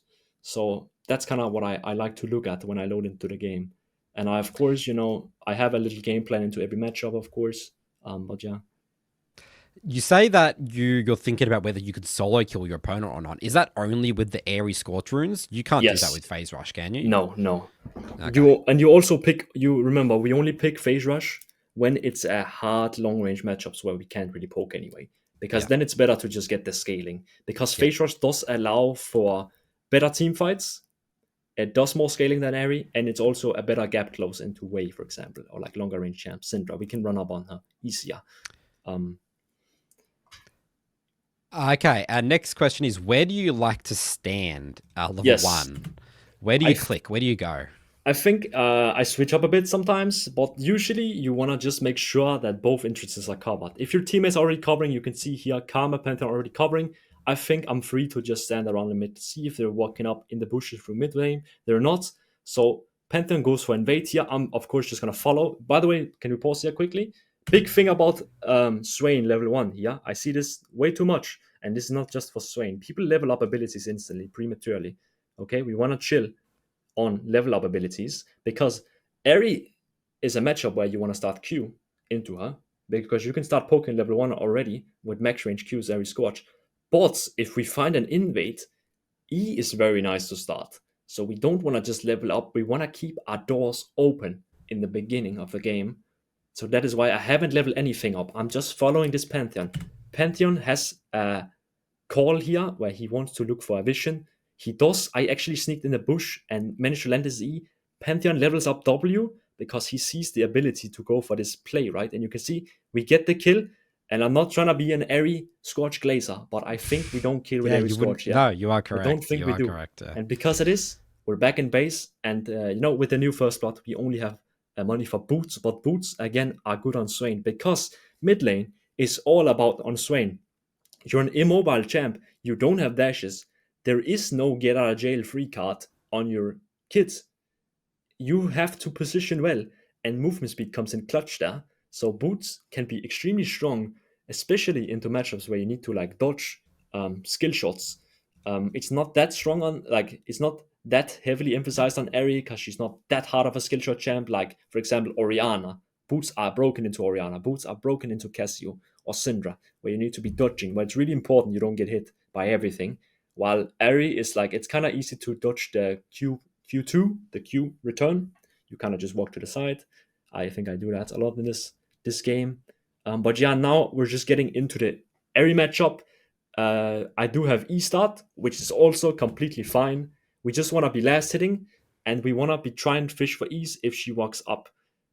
Best if you can time it with last hits. But in the start, I honestly really like to kind of just get a hang of what they do on movement wise. Like, does this guy like to? Where does he like to dodge? Does he walk in the wave a lot? For now, I'm kind of just farming to level 2. You see, I get level 2 here because I got the kill. And look, notice this. Okay, pause, Nathan here. Notice how we walk up and we just press Q. A lot of Swain players, they think your main trading tool is throwing E, landing E, pulling them in, pressing all your other abilities. That is not true. The main trading, especially when you have Aery Scorch, it's not the E, it's the Q. You walk up and you press your Q, and that's it. Okay, it's guaranteed. It costs less mana. It's less cooldown, so your punish window is lower.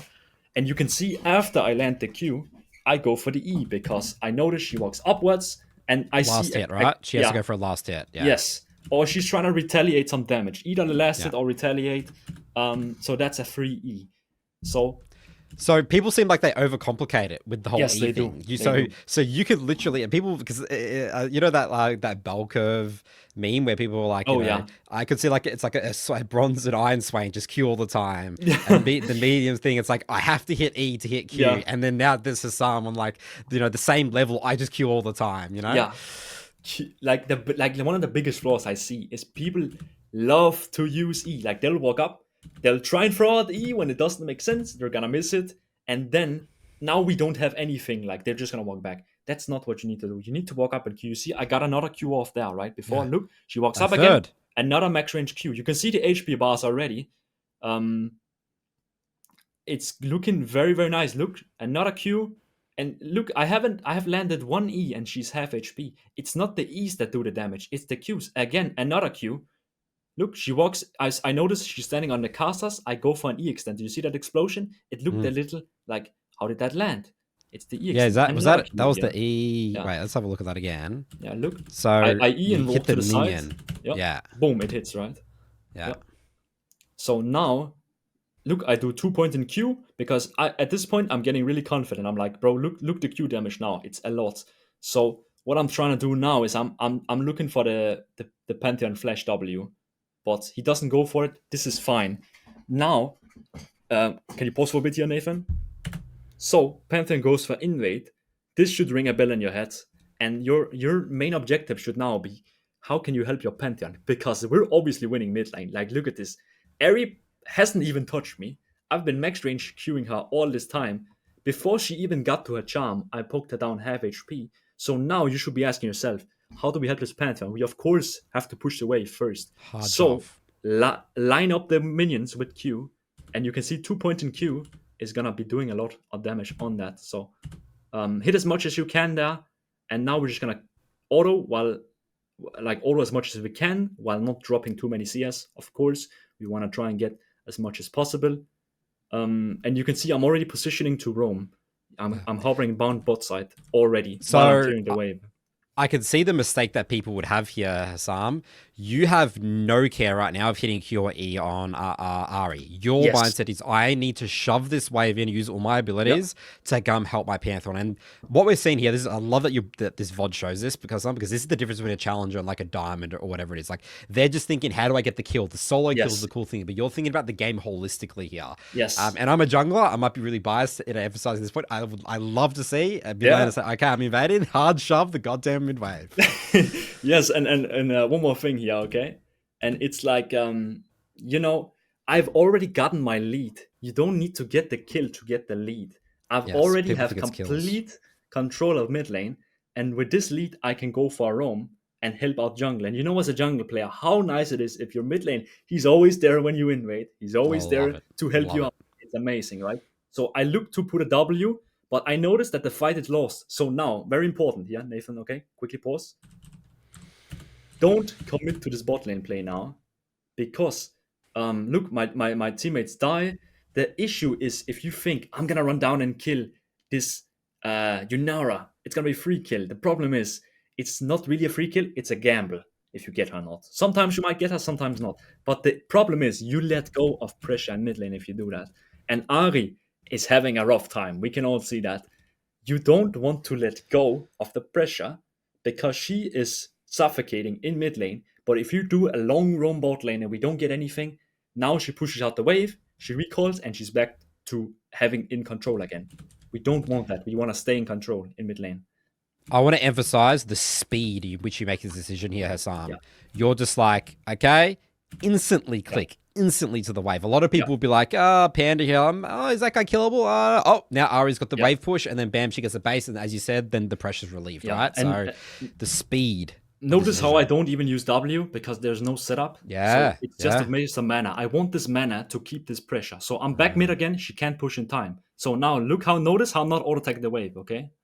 It's because she has to walk up. And she actually made the mistake of kind of pushing. Oh, can we pause here? Actually, wait first. Beautiful solo kill here, by the way. All right, let's go back here. We can replay this. A little breakdown, okay? So notice how, pause, her wave is bigger than mine. She was hitting it also because I crashed it. It's bouncing back to me. So I'm not just gonna automatically push. I want to try and squeeze out some damage on her because she has to walk up and use spells on the wave kind of to farm. So I walk up. Another one. You'll see once again. I'm not pressing E. I'm pressing Q. Q. Yeah. We wait with the E. We be patient. Now I fake walk back. Okay. I act like I'm out of the fight, but in reality, I'm gonna look for the E extend when she walks up because I notice how she walks up. And I do the flash Q at the end to get maximum damage so she dies instantly, okay?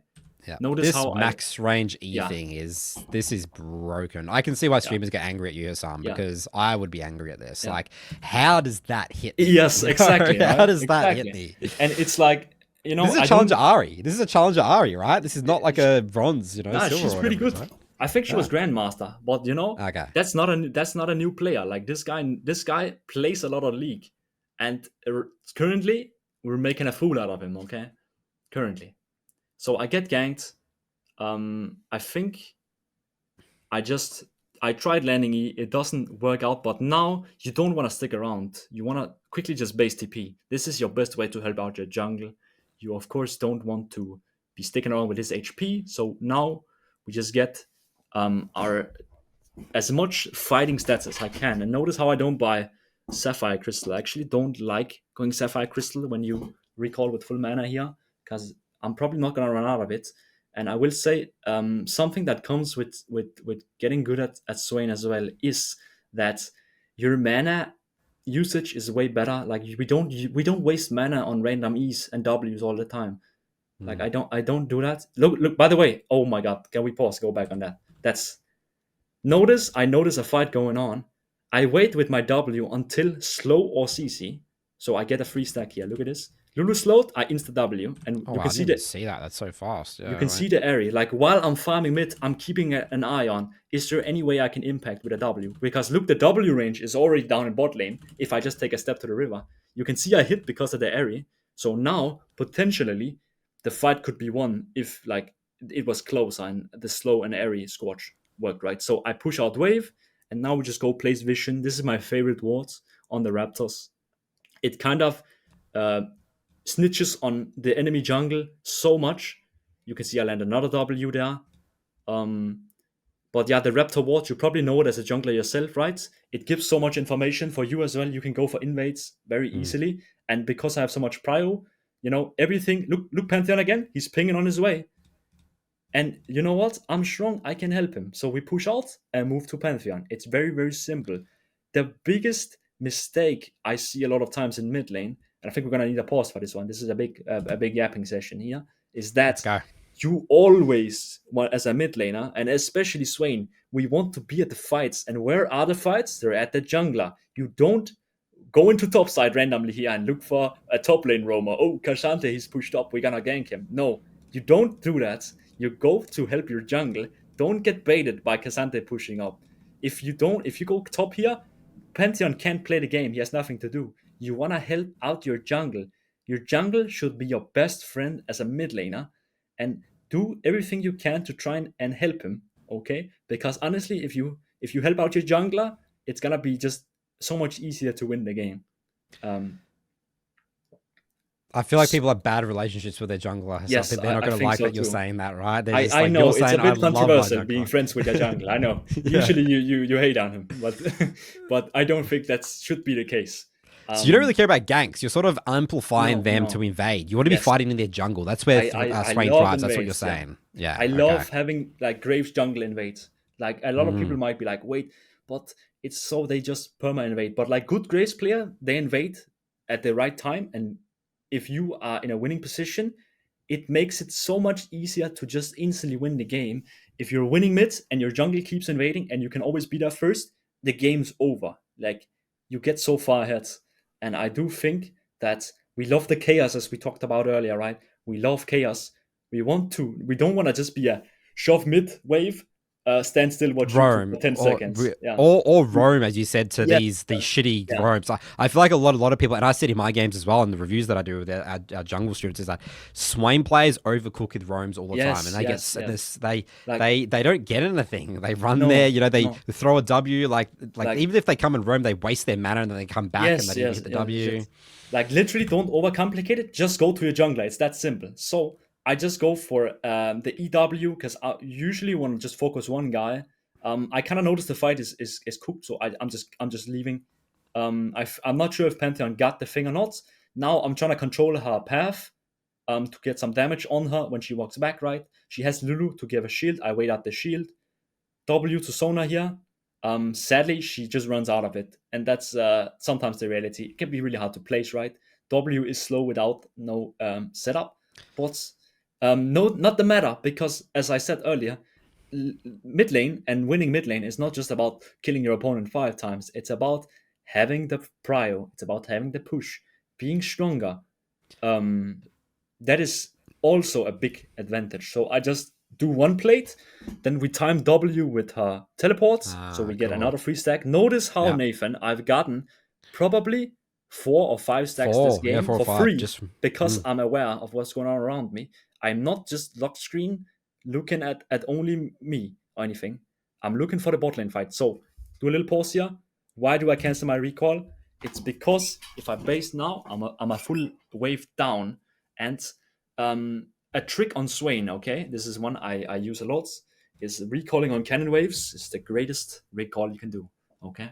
So the reason being is the cannon wave gets down to exactly 1 HP or like one shot if it hasn't been touched, meaning that you can snipe it with W while running back to lane. I So see. It's you sort of like a actually Kai'Sa. It's sort of like Kai'Sa yes. W and stuff as well. Yeah. So you literally lose one melee minion when you recall on cannon waves, and that is extremely great when you don't have TP, right? Only losing one. So I'm not gonna drop the full wave. I want to stay on top. You're I waiting have for a really, cannon. You're waiting for a cannon yes, wave. I'm Is what waiting you're for saying. cannon Yeah. minion. Yes, You can And look you're at, even checking. You're even notice how I checking to see as checked. it comes. So I actually end up, I think I stay a bit here because I want to help Pantheon, and I feel okay because I'm full HP. Actually, sorry, this wasn't canon. Next wave is canon. I might still be looking for the plan, actually, now that I think about it. But you can see, again, just walk up, press Q on her and the wave. I missed the E, but all good. Just another Q. Now we just kill wave, and I'm pretty sure I'm going to take a base now. Cannon now, yeah. Now it's Look, cannon wave. cannon. Yep.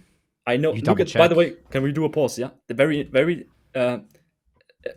important. Look at the ward in the lane. A lot of people ask me, why do you ward the lane? What does this ward do? Do you see the ward in the middle of the lane? Mm-hmm.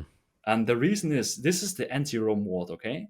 It shows me everything. Aery, is she going bot side? Is she going top side? You can see I know where she is. She's not walking up to stop me. She's going bot side to ward or help out or hover scuttle or whatever, right? So I just inter-channel recall here.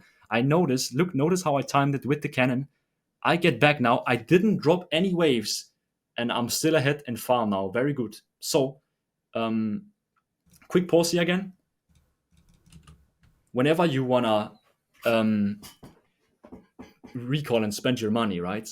You wanna get as much value as you probably can. So you can see you might be tempted to just go Amp Tome, but building boots here gives you greater stats in the moment, if that makes sense. Yeah, we want to get the biggest spike we can. Yeah. We spent. Yeah. Look, we have 826. Either we use 400 or we use 800. So I'm just gonna go boots. That's the decision behind why we go that. Then, so I actually didn't. I don't think I pinged this correctly. I was live streaming while playing this, so I might Look have been chat. guilty at talking with Twitch chat. No blame on Twitch chat, of course, but it does take a little attention away. So again, look to the W. I get 2 extra stacks there. And we just come back to mid lane.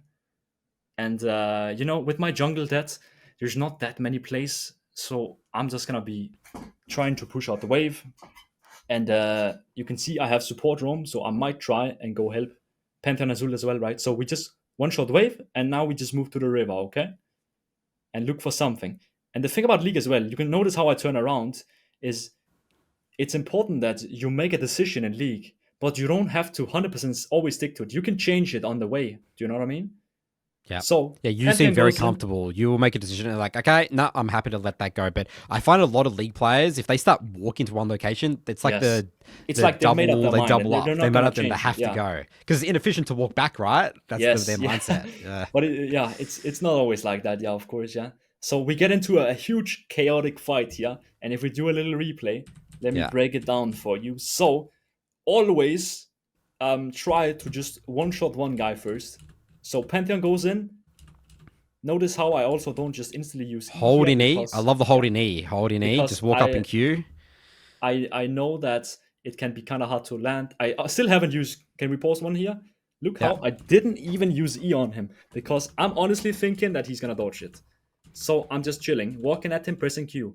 Now I use E, and you see I use it even though I'm CC'd. It's all good. She flashes out. But I just keep running now. Notice how I don't use Q yet. I wanted to get a little closer. Then we use it. We pop the blast plant, of course. The Q. I see, yeah. Want to make sure we stick onto her. Now we pop the blast plant, kill her. And now we just, take out this guy as well, right? You can see how strong Swain is in these fights. Like, I'm still full HP. The fight wasn't even close. I am doing a lot of damage. And you might be thinking, right? But like a lot of people will say, but I need this early HP to be able to live. But you can see I'm fine. I have double health scaling. I have overgrowth. My HP buys is looking big, and I haven't bought anything, right? Yeah, it's really interesting because just like what we saw as well, Husum, in the item builds, like I feel like every based on what we saw with the Merc Treads, everyone would have Merc Treads right now. Yeah. They wouldn't again have the Scorch area. Like you are doing more damage than you're making Swain look like you have right buff, right, gives you extra damage, but it's because it's kind of your build and the way you view the champion. You know, it's not magical. Yeah, and I will say, would Mercs have been great this game? Definitely, Mercs would have been great. But if you saw my recall, I only had 800 gold. So either I'm going for the maybe more optimal boots, or I'm just taking the spike now on Sork shoots. Does that make sense? Yeah, because you want to So accelerate it's the game. Is that yes, the yes, mindset? You want to speed up the yeah. game. You're not a It is. scaling I champion wanna I again, as you wanna be say. strong now. I don't wanna sit on null magic mantle and then have 300 gold in the inventory. I'd rather just finish the boots, even if they might be a little less optimal or whatever. I think just getting that sword boots or like finishing that component or finishing that item is really, really big. So I TP back now, and Aery's doing a roam. Notice how I'm not actively just sprinting at her because I know it's like it's not gonna like there's not gonna be a fight anyway. We have a recall. I'm already positioning instantly open lane, ready to push the wave the moment it comes up. So Hecarim comes in, I flash the interaction, so I don't get pushed back. You can flash Hecarim Yep. E, so you don't get the thing. But this also means that I can't flash the charm. I'm trying to dodge it, but I'm too unkillable right now. And you can see I honestly don't have issues, even though I don't buy HP early, like into these matchups. Like if I'm playing against Echo, sure, it's nice getting that catalyst we talked about earlier or something, but or like other early HP. But honestly, into a lot of mid-sized mages, Aery as well. Aery is a little longer range, but like Aery is a great example. Aery is like the perfect like a medium range champ in my opinion, and she is very very nice to deal with. Notice, look again. I'm waiting for to try and see if I can stop her recall. Try and predict where she's basing, because every recall stopped is more seconds to me. That's faster. I can push out waves. I'll be at the roam faster than her. She's gonna be later back and look again. Do a pause here. Notice how I'm not just standing around in the middle. I'm walking A as lot of urgency far standing there. up as Yeah. I can to instantly group the wave together and one-shot it. I'm not gonna be spending time doing nothing. I'm ready to kill the wave quick, and then I'm ready to move. You see the Pantheon ping already. I've already picked up on it. I'm ready to follow this play or try and go hover or something. So I need to kill wave now. So that's what we do, and we go It's for the the play. speed of the priority, right? You're Yes, just so the fast, like speed. speed. It's like, yeah, it's like I'm watching this game in like, Yeah, Swain's like a very slow and like looks like a clunky champion, but you're making this champion look like a Formula One racer. You know what yes, I mean? It's yes. like you're It's flying through the it's map, dude. The about the priority. pace of the decision making. One more pause here, Yeah. Nathan. I know I say it a lot, but No, it's I all good. I, I Keep have going. like a lot of small insights to it. Notice Yep. how again we W on this Pantheon CC. Always do this on Swain. You need to be setting up your W where it makes sense and it's guaranteed, right? You can't get out of that. And the thing about Swain, and this is not just for Swain, this is just for Challenger in general. Your decisions needs to be there and they need to be quick. You can't be thinking about, oh, should I do this, or like you need to already, while I'm pushing the wave, I already know what to do next. I've already asked myself, what do I do after I push the wave? What do I do after I push this wave? I'm going for the inmate. Look, I was already like positioning to walk up for this Mm-hmm. inmate because I know this Mm. Pantheon was gonna, you want to go for this. He falls back. I walk back now to simply again catch the wave as soon as I can. Notice how, notice here, wait, are they on Drake yet? No, they're not, right? But notice how I don't go down there. This is a big thing I want to talk about. And a classic error is being the help your teammate out, Andy, where you want to make your teammate happy. You Mm. want to, Mm. I'm going to help you at Drake. You know what? My 100 damage because I arrive here early is League's gonna a be the team difference, right? game for some Yeah, though. League's a true. team game. I don't want to disappoint my teammates, right? But the thing is, you help out your teammate way more by just getting this mid wave because, first of all, you get stronger. I can always push it before Aery, and if I push it, it's not like she can just run down there. And if she does, I mean, I am in a winning spot. She has to take the long way around. I can always just get that before her. There's no like, unless all enemies are already on Drake, there's no reason to be down at Drake already. I'm gonna go fight for the midway first before we do any funky plays. But that's also how you notice I'm putting Qs on the wave because I want to go and help. I want to make sure Yeah, we get you're this. not trying to kill Aery Yeah. again. Your mindset is No. not to kill Aery. It's to Yeah. push wave and help team. A lot of Yes. people again would be like, but Husum, you're 3-0-4. You should be solo Yeah. killing Aery on True. True. repeats. Right? And yeah, that's how a lot of miscannon that happens to everyone legit. But yeah, that's the thing, right? It's not just about solo kills. It's about having first move yet again. You see another W there on the slow. So I amplify the slow. We get more slow. Look here. Notice how I'm not following anymore. I already turned around and cleared the ward, and now I'm already back Mm-hmm. to mid lane. The play is over, and the better you get at the game, the quicker you notice that there's no more play. I need to get back on the timer where the wave is. So I only lost one gold minion. I did get the XP, and so I actually lost nothing from the roam, and I potentially gained a lot. So Aery actually roamed top here, and notice what I do is that I go for a W first to try and help out with slow, but no more, okay? This fight is not great. If I run up there, even if I arrive and I have ult, it's a 2 versus 3, right? It's inconsistent. It's not a consistent, smart choice. And yes, you might run up there and get a triple kill and be like the demon or whatever. But in reality is, you might also run up there and now you die, right? Look, Pentan died 1 versus 2. Instead, I'm picking up the consistent choice, the guaranteed gold, which is mid lane. I still helped with a W, got a few more stacks, but I did end up taking plates and I'm taking up waves. Notice how Aery is dead. She is losing a lot. I don't even notice if she got a kill or not on the top lane push, but if she didn't, she's down a lot of gold now. And because I'm so healthy, I can just stay and hit the tower a lot. I have TP coming up, so you can kind of be a little greedy with your recalls if you have TP up. So Hecarim actually goes a bit crazy on me here, and I actually fumble a Q there. I end up transforming, and notice how I Demon Flare and then E. The problem was he just got out of the Demon Flare. Notice how that is a bit unfortunate, but the idea is that, look, I don't E first, I Demon Flare and then E. Sadly, he's a bit faster than I kind of expected. I still land E, but, you know, my objective is just to push out the wave, yeah? Push that out, and then I'm going to go back now and spend the money, because you have a lot of money, right? I want to spend it. Yeah. Okay, so obviously once you get your first item here, you know, we're sort of moving to the big game here now.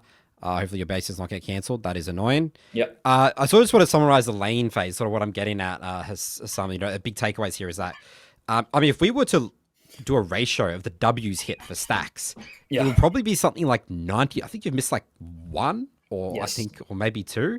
So a big thing that I see Swain players just throw out their W's and like, it's just a 13-second cooldown, but you're hitting and it's very intentional every single W. It all makes sense. It's all very logical. And let me go back to that point you made about newer Swain players throwing out the W random, because I've seen that too. You know, they'll be like, you know, but Husum, maybe it hits. Do you know what I mean? And you know, maybe it hits. I guess that's true to some extent. But the problem is, when you throw it out, now you're 13 seconds up. What if a fight breaks out here? What if jungle needs a W? What if, like, the moment you don't have a cooldown, there's no opportunities that can, like, the more you have it, like, the more opportunities can arise. And, you know, the W just doesn't land much if you just randomly throw it. And it is a lot of mana. A lot of people say to me, but Husum, bro, I always run out of mana, man. I don't know, like, should I buy Tear of Goddess? And it's like, I'm sure the problem is the W's and the E's, because the Q doesn't cost mana. And that's the thing you said about what is like the essence of the laning phase I do.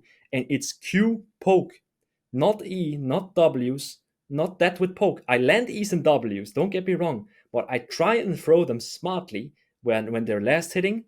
If they're walking in the E extend in the casters, that's when I try to go for the E's. I try to go for the W's if I have set up in a fight long away, or if I land E right. But mostly I'm looking for Q poke, and I think this is what makes my Swain much more different from the usual Swain and how he used to be kind of viewed or played. There's not a lot of high-elo Swain players, and I think people just aren't using him to his limits, and they're not aggressive enough with the Q. The Q is so insane for poke, especially with Aery Scorch. Like, you can see the Aery matchup. I was completely taken her out early. I got her so low level 3 that she literally hasn't really recovered since early levels. She got so far behind. No, she's been on the tower the whole time. Yes, I've had prio ever since, right? And that is kind of like the laning phase, I think. Yeah. And the other thing I want to mention as well is just you're really harping on the roams and the roams you weren't doing, because I feel like Swain, I'm thinking about it now, like, why is he Swain plays in like Emerald reviews or whatever it is, why they over roam? It's because the W is the bait. Because it's like, I've W'd that fight, like maybe they hit it. They're like, well, I've hit the W, so now I have to go to that roam, right? Yes. So he's like, seems like an interesting one that makes mid laners do really bad roams because of the W ability. That's my observation. Yes. And it's also just because people are scared to change. Like, people have this idea that you have to stick to your plan always, and you know, you make a plan. I make many plans, and I cancel 90% of them. Okay, like I Mm. make a plan. I say to myself, I push this wave, then I go hover jungle. Then maybe my jungle dies while I'm pushing. That's okay. Now I'm not like stun locked and don't know what to do. I just make a new plan and come up with new best play. Okay, so if you can't do the best play, just do the second best play and another play and another play. You just come up with options. Here I actually made a big mistake. I don't know if you kind of noticed it, but I'll kind of clear it out for you. It's my W. So my W is very greedy because it's not paired with anything, and you can see what goes wrong. Yeah. Look, Challenger Hecarim just takes a step to the side. Like, this guy knows Mm. how to play the game, and look what That happens. clean. Yeah. Yes. So basically you're saying here, you're saying you shouldn't have W'd Yeah. at all here? Like, I should wait because look or now. wait for Look a now. Pantheon This W. is interesting. Does Pantheon WM? Yes, he does. I think he just gets it. Oh, Look at the no. W now. It would be so good, Disaster. right? It's a Yeah. disaster because look at now. Like, that's a double buff to Husum and a That's, kill. yeah, fascinating. Do a little pause here. This is like a clear indication of you need to hold the W for it to make sense. Like, sure, like if the Hecarim is bad, he might stand still, but that's not a correct play still. We can't just rely on the enemies not knowing how to go to the side or dodging a skill shot or anything. You want to place it where it has high hit percentage, and that is when your teammate has a CC. So I was getting impatient with my W because I saw Pantheon wasn't using W to begin with. I think he might have had it on cooldown. So I got too impatient and I pressed it early instead of just holding it out. And that kind of caused the battle because I think, like, I don't know, maybe Pantheon doesn't live, but at least I would pick up the kill, right? So It's a really good example of, yes, of it's a what really happens good. when you rush Yes. W.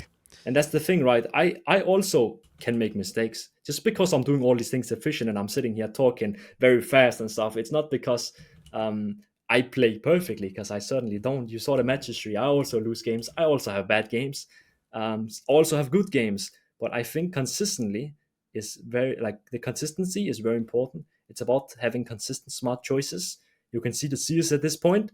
I'm 150 CS at 15. Yeah, I was going to say It's here, very, very I don't high. think I've ever seen a Swain with these CS numbers. And- Swain's like running around at like, 100 Yes. farm, whatever at this point, because they're Yes. roaming, they're fighting, right? Yes. Like, And notice how, if I ask you, well, did he just AFK mid? No, he was everywhere. the pressure was Which is- insane. Yeah, yeah. he did a lot of invisible things Yeah. and like, yeah. But I didn't drop waves. I always made it back on the timer, and that's the important thing.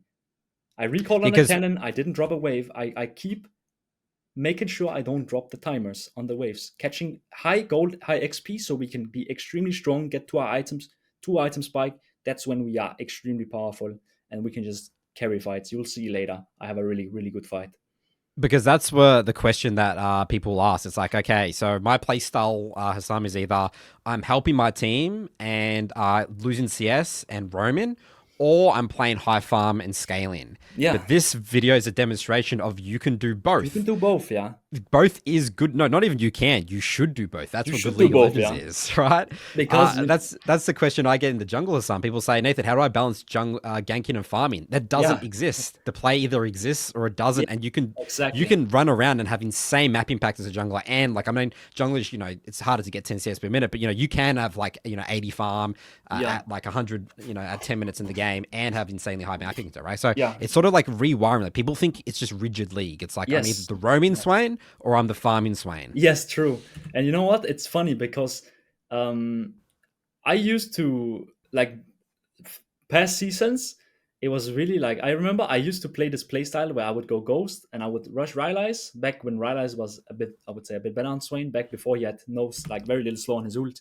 And you could just roam bots and go like low CS, but like roam bots and just kill. It was back when it was like bot fight fiesta. It was like whoever won bot won the game. So on Swain, Was that the TP? Was that when top laners were TP level like 3? It might have been around there. It was just, I remember it's just like, it was just important that there was a lot of bot fights and it was important we won them.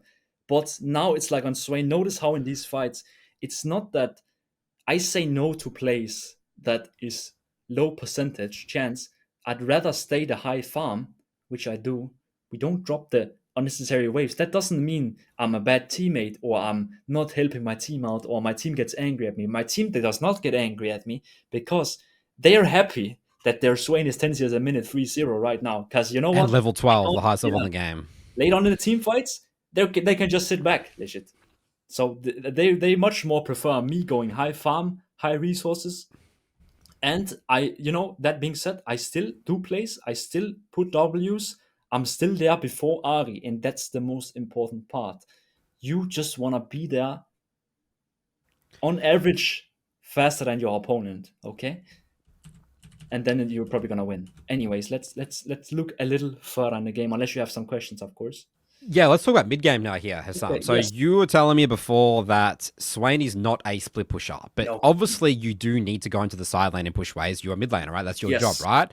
Yeah. So again, I assume a question people will say is, how do I balance pushing the waves and also helping my team? Especially when I have no TP. You have no TP right now here, Husum, Yes. and Rift Herald's up. Yes. So the idea on Swain mid game is you drop into the side wave and you push it out past neutral, and then you usually want to go for a roam. So what I mean by that, if I quickly break it down, like the game plan is very simple. You can do a little pause here for me, just so I don't lose. It's probably going to be a little long. It takes a little explaining, but basically the side lane starts when bot lane tower falls. For those who don't know, when bot lane tower falls, either your teammates or enemy teammates, once you get high-elo, you want to swap with bot lane because mid lane is generally safer for an ADC. And ADC shouldn't be in bot lane with no tower. Or, like, let's say your bot lane took enemy tower. They're probably winning, and they should just be going mid and getting that tower as well. So you want to swap and make them go to the safer lane where they're in the middle of map. They can fight a lot of fights. So on Swain, you're not a team fighter. So you want to just push out bot lane. And then after you push it past hold on. neutral, You said you're not team fighting me. You're not a split pusher. Sorry, you're not a split pusher. Yeah, of course. Yeah. You are a team fighter. You're not a split pusher. Yeah. You want to just push out the wave, and then you want to roam to a mid fight. So I like that you noticed I didn't have TP here, and there's a Hyrule up. And this might actually be a little risky, and maybe not like always the picture perfect like idea, because usually you want to be at the objective side, of course. But I do think I'm that strong right now that I honestly don't mind just pushing bots. And if they're all top side, then I just take tier 2. Like I'm that kind of player that I think that if I can take towers bot, or if I can get 3 waves on Aery bot lane from a play, it's not that bad, especially once you're in, like, I think in Challenger as well, like your teammates, they know how to just fall back sometimes and just take gold other places. Do you know what I mean? But generally, of course, you want to be at the team fight. That's why you see me moving in mid now. I noticed Aery's bot, so I know, like, okay, the play's over bot lane. She's just going to pick up the waves. I'm going to make my way into mid lane now. And I actually end up clearing the ward here because I think I'll be back to bot lane again, so I just clear it preemptively. Notice how, and this is a classic solo queue example. Do a little pause here. Notice how enemy sees me in ward, they don't walk back. And this is the thing about solo queue. People need also to realize this. Solo queue is innately chaotic. People they're not on comms, they're not sitting and, oh guys, Swain is coming behind you, watch out. Aery doesn't say that. She might ping it, but like, solo queue, not everyone sees it instantly. And that's the thing that also gives Swain good room to maneuver. And this is the key to mid game. You push bot lane and then you roam mid, create mana advantage, and you fight, okay? I'm pinging on my way. My Challenger teammates are gonna go in now. Look, I do a Sonic W to slow her.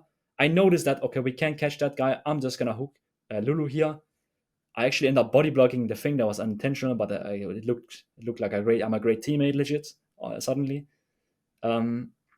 Now, notice how Jin is top side. This is my ADC. Jin is usually the guy pushing mid. But since he's top side, I'll take over the role. So you need to be flexible in your decision making as well. If your teammates are not taking the waves they need to, or if they're pushing top side, you can take them, okay? So I actually push the wave, I get engaged on, but yeah, we can kind of just kite in towards the river. They don't really know where Jhin and Pantheon are, so I don't think they will chase too much. And you can see we can just kind of fall back a bit. And now we re-engage. Aery is cooked here because she has no ult, so we just kill that guy. W I like the CC. holding W, by the way, Husum, the whole time. I say every single player would W now, by the way, Husum. Yes, but again, yes. you're waiting for Pantheon's W here or CC. You look at this. Yeah. Where's the W? There's no W. Exactly. And you know, it's because I'm like, I'm just gonna W. kill her with Q. Now I do W. He ults out, so I could have known that. But now again, look the E, by the way. Can we go back a second? Notice how I have E right now. I'm not throwing it. Like, look, my E comes up now, and I'm not using it. You know why? It's because it's a bad E. I wait until she locks herself into a trap here, goes to the corridor where she has no dodge chances, and then we just kill her, okay? Triple kill. One more thing here. Notice how I instantly, and this is a thing about League, you want to have good habits. You want to look after the fight. I instantly go, I don't just recall, I go one shot mid-wave, and now I recall. Push the wave first. Push the wave first, yes, exactly. This is the thing. Good habits will take you very, very far. And, of course, I'm good at playing Swain, and people ask me, what's your tips on Swain? But sometimes the tips to getting good at Swain is not just getting good at Swain, but getting good at mid lane in general, or getting good at fundamentals. This will help you greatly. You might have 5 million mastery points in Swain, and let's say you're a gold Swain, 5 million mastery points. You probably know all Swain mechanics, and you played every matchup tens of times. But the problem is not your Swain, it's your mid lane, for example. You need to work on the mid lane as a whole and not just the Swain. While being good at Swain is, of course, nice, to take yourself to a next level, you need to get good at the lane and not just the champion. That is, I think is very overlooked and people don't talk about enough. So you're talking about things like, playing around the next mid wave, roaming, tempo, basing, canceling people's bases, like game sense, understanding the game, like mid lane and League of Legends in general. Yes. So do a little back here again, just because I really want to amplify that. Again, I'm not helping him completely clear the Drake. He already got it. I want to use my 5 extra seconds to get bot lane push faster. The faster we get bot lane, the faster I'm at a fight, the faster I'm pressuring, the faster they're crumbling, okay? The whole game, they're under pressure, they can't breathe. Look, I wait for Karma W, and then I press W. Yeah. That's a guarantee. And I think at this point, I've landed over 10 Ws because I wait for CCs, I wait until they're slowed, I take small Ws that has high chance to land. I'm patient. You need patience with these abilities. They're not easy to land, and you need to wait. Again, Karma W yourself. It's that simple. You need to build this habit of playing around your teammates. Swain, as I said, he's not a 1v1 champ. He does so great when he has mates around him to set up CC, etc. Look, now, look at this, Nathan. Okay, look again. This is it. The respawn. I've done 3 Ws in a row, and they all land. And it's the recall.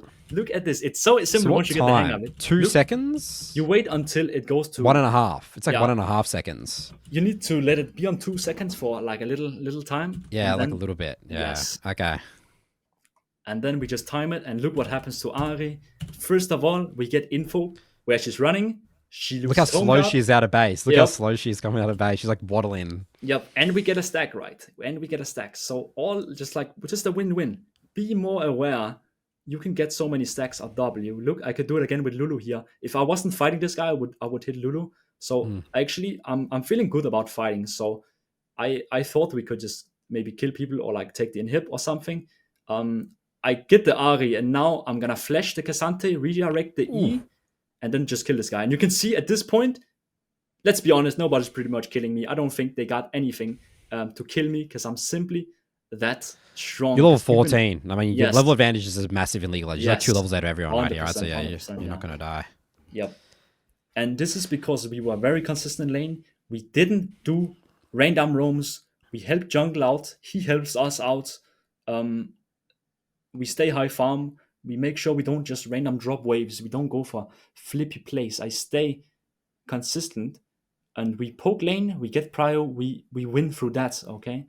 you might just look at the kills and be like, oh, it's because he killed them a lot of times. I didn't actually kill that many times. I solo killed her once, and then I just kind of went out of control completely. You pressured the map. You played the tempo game. Like when I'm watching this gameplay, the way you're talking about Swain, like Swain's character is meant to be like this old man, right? Yes. But you're playing Swain like some like 18-year-old Usain Bolt's like in the Olympics. Like you're like pressuring speed, decision making, W. Like this is like, yeah. I mean, you're sort of like this is a really good example of you closing out the game like really cleanly. Yes. People ask how to close out the game. But this is what you view as a really good, Swain game of like, I'm going to put the pressure on. I'm going to shove these waves in. I don't really care too much about solo kills after, the initial 1 or 2 there, and just, help my jungler look for those invades. Yes. And that's the thing, right? People, like, this is also, you probably get this question so many times as well. This is a classic question.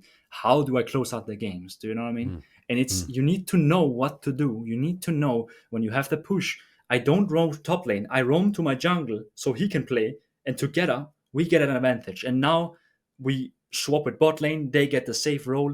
We push bot lane. If you go a little back, notice how we took bot lane first, and we didn't just instantly go for the rest of the base. We took bot lane inhib, and now look, we fight a bit, but we go for mid lane inhib or mid lane tower, then top lane tower, then top lane inhib, and the game's over. And there's no throws, there's no nothing. They can't win. It's a checkmate when you do it smartly and take out their base. Instead of just a lot of people people just sit there and just fight here and just like ignore the objective and the inhibitors and the towers. So we just surely work their base down because we're so far ahead. We can literally just take everything in front of them. They have to walk up here because if they don't, they get triple inhibited. So Aery walks up greedily, gets hooked, dies, right? And now it's pretty much over. We just want to put our Qs on the wave. So we thin out enemy wave, right? So much AoE damage on Swain. So make sure you use it to clear waves. So your own minions can come and hit the tower, of course. But yeah, I think this is a great example of like how to accelerate, how to snowball the game on Swain. What you can do is not just about killing. It's about getting a lead through either poking them out and then being there for your team, being first, being high CS. Like sometimes the best thing you can do for your team is not just running and helping them. Sometimes the best thing you can do is taking gold and be strong yourself, because it's gonna be good later. Even though you might say, or not you, but like in general, people might say, it would be nice if I could run top here and help out my jungle. He's having a hard time. He's getting dove free, man. That's not just always the correct play. Sometimes he just has to die up there. That's just how it is. And you have to take gold on other sides of the map, because he's gonna benefit much more from you getting really, really strong because they're using all their resources up there than if you run up there and now you die yourself. Maybe now the game is way harder than it needs to be. Okay, and it's inconsistent. We want to take smart choices that work on average every game. So not every game of this looks like not every of my game looks like this as well. I also have games where I get poked out and now I'll have a hard time roaming. That's just reality, We also play against really good players sometimes that's better than yourself. And that's just how it is. But on an average, you just want to have good habits. And yeah, they might not work if you're playing against Faker because he has even better fundamentals, right?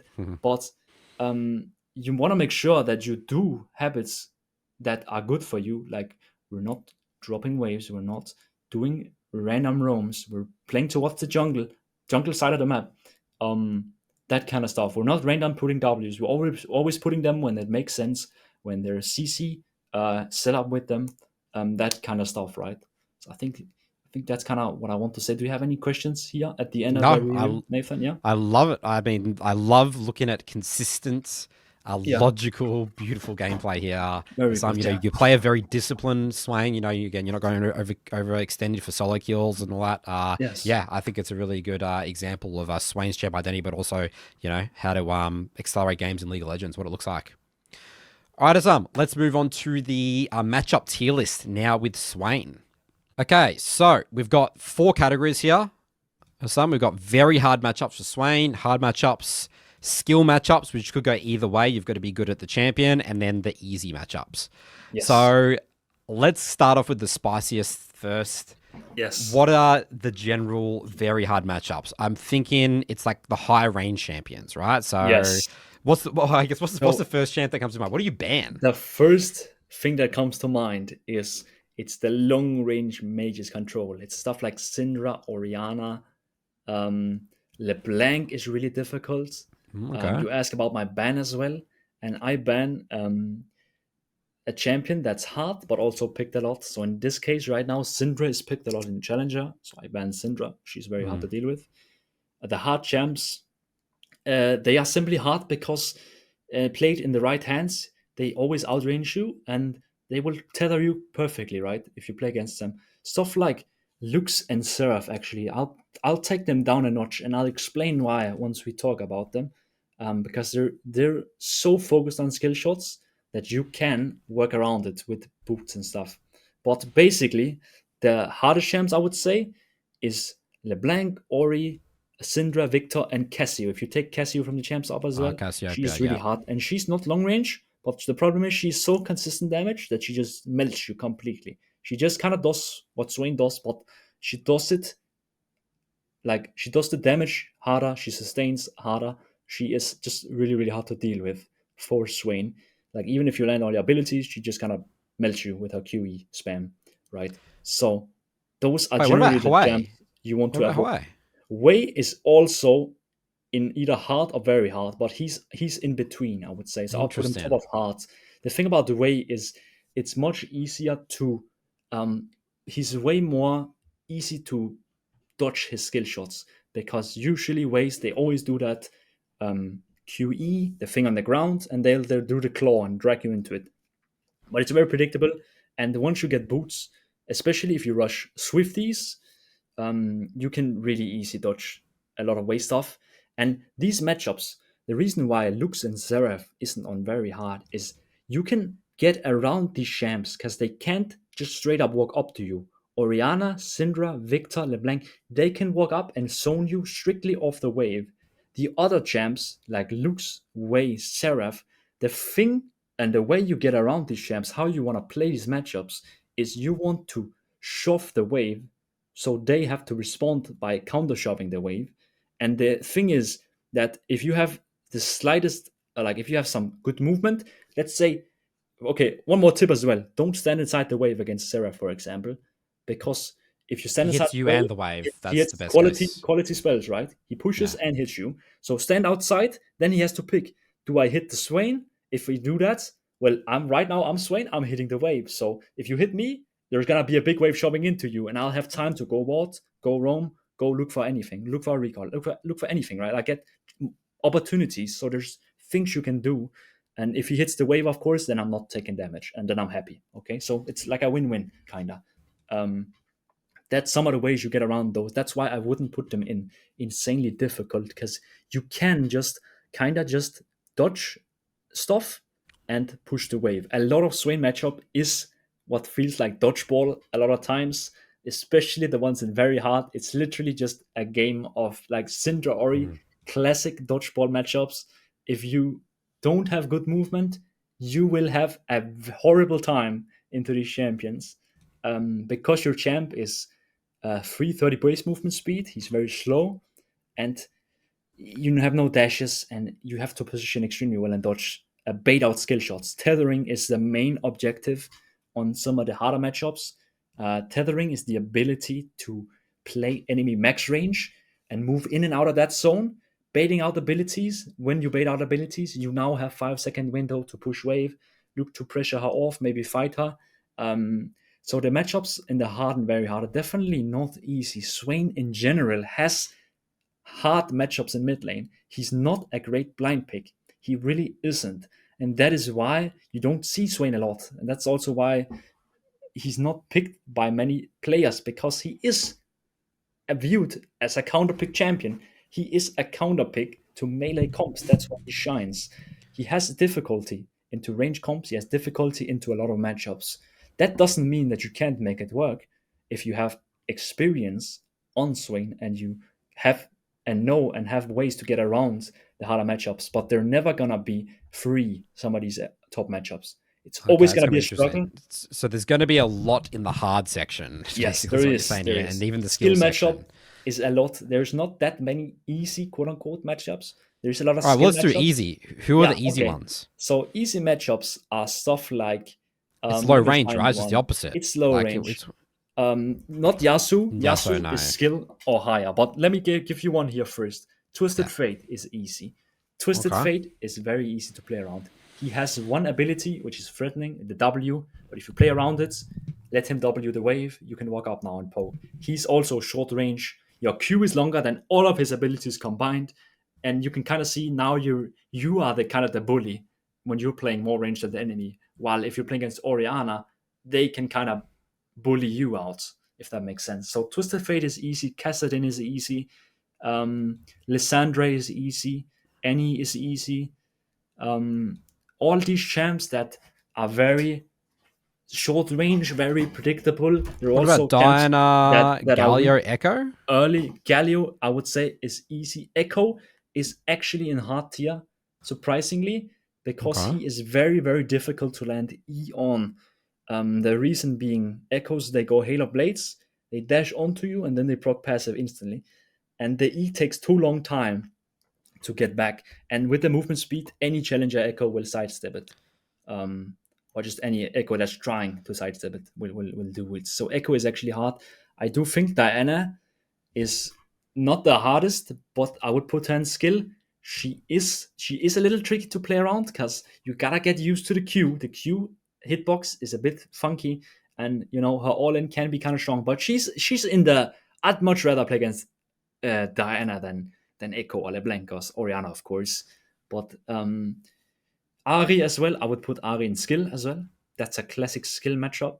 What about I- the low range melees? Like yes. I swear, So assassins. So it's Fizz, Kiana, Fizz is pretty Talon, easy. Yeah. Akali. Yeah. Fizz, Kiana goes to easy tier. Okay. I would honestly put Talon as well, maybe a little higher up in the easy tier to the left side. If we, I don't know, do you factor through? Not really. We Okay. can just chuck But them in anywhere. yes. But let's put him in easy. I think Akali is harder because she has access to Diesel Second Wind, and that makes it way harder to play against than Fizz. Fizz is extremely predictable and he has low sustain. Akali goes too hard. She is very hard to deal with. She is almost impossible to poke out, even if you're really aggressive. But if you're not aggressive, you will never poke out. You need to be extremely skilled at the matchup if you want to try and look for building advantages on that one. Other What about champs, now the Yasuo, the yes. Silas, the So- Zed, and Yone? Yes, interesting bunch there. I think Yoni goes to skill. Set is actually in easy, I would say. He's in between easy and skill because he is very weak laning phase. Actually, a lot of people have a hard time against Set, but it's because they don't know how to abuse his early game. He is very very weak early. Silas, and I know if you come in here and first time seeing Swain and you know Silas is always the notorious people say this is the counter to Swain. He steals your ult, right? ultimate. Yeah, he Yes. steals your ult. Yeah. So this is the most misunderstood matchup of them all. 100%. It's not as hard as people say, and it's never worth a ban. There's so many way worse champions.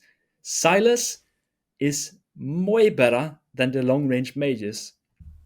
The fact that he's just melee makes it so much nicer if you also just think about playing the mid game, the late game team fights, and you have from level 1 to 5, you have complete control over this guy if you know what you're doing. The only mistake, and the reason why people think Silas is hard, is they don't know his all-in windows and they get caught. And then he looks hard, but he's not. I call this matchup the El Clasico matchup because it is the most. It's my most played matchup because everyone picks Swain into Silas. The thing is, Swain ult was nerfed with his previous rework, meaning that it doesn't do that much damage and healing anymore that it used to do. So it's and with that sense too, Silas matchup was greatly easier now that Swain ult isn't as strong as it used to be. The matchup is way more playable. You can poke him out extremely hard. This is actually a matchup where I would consider, we haven't talked about summoner spells, but usually I go flash TP. But on Silas, you can go ignite and look to punish him with Aery Scorch.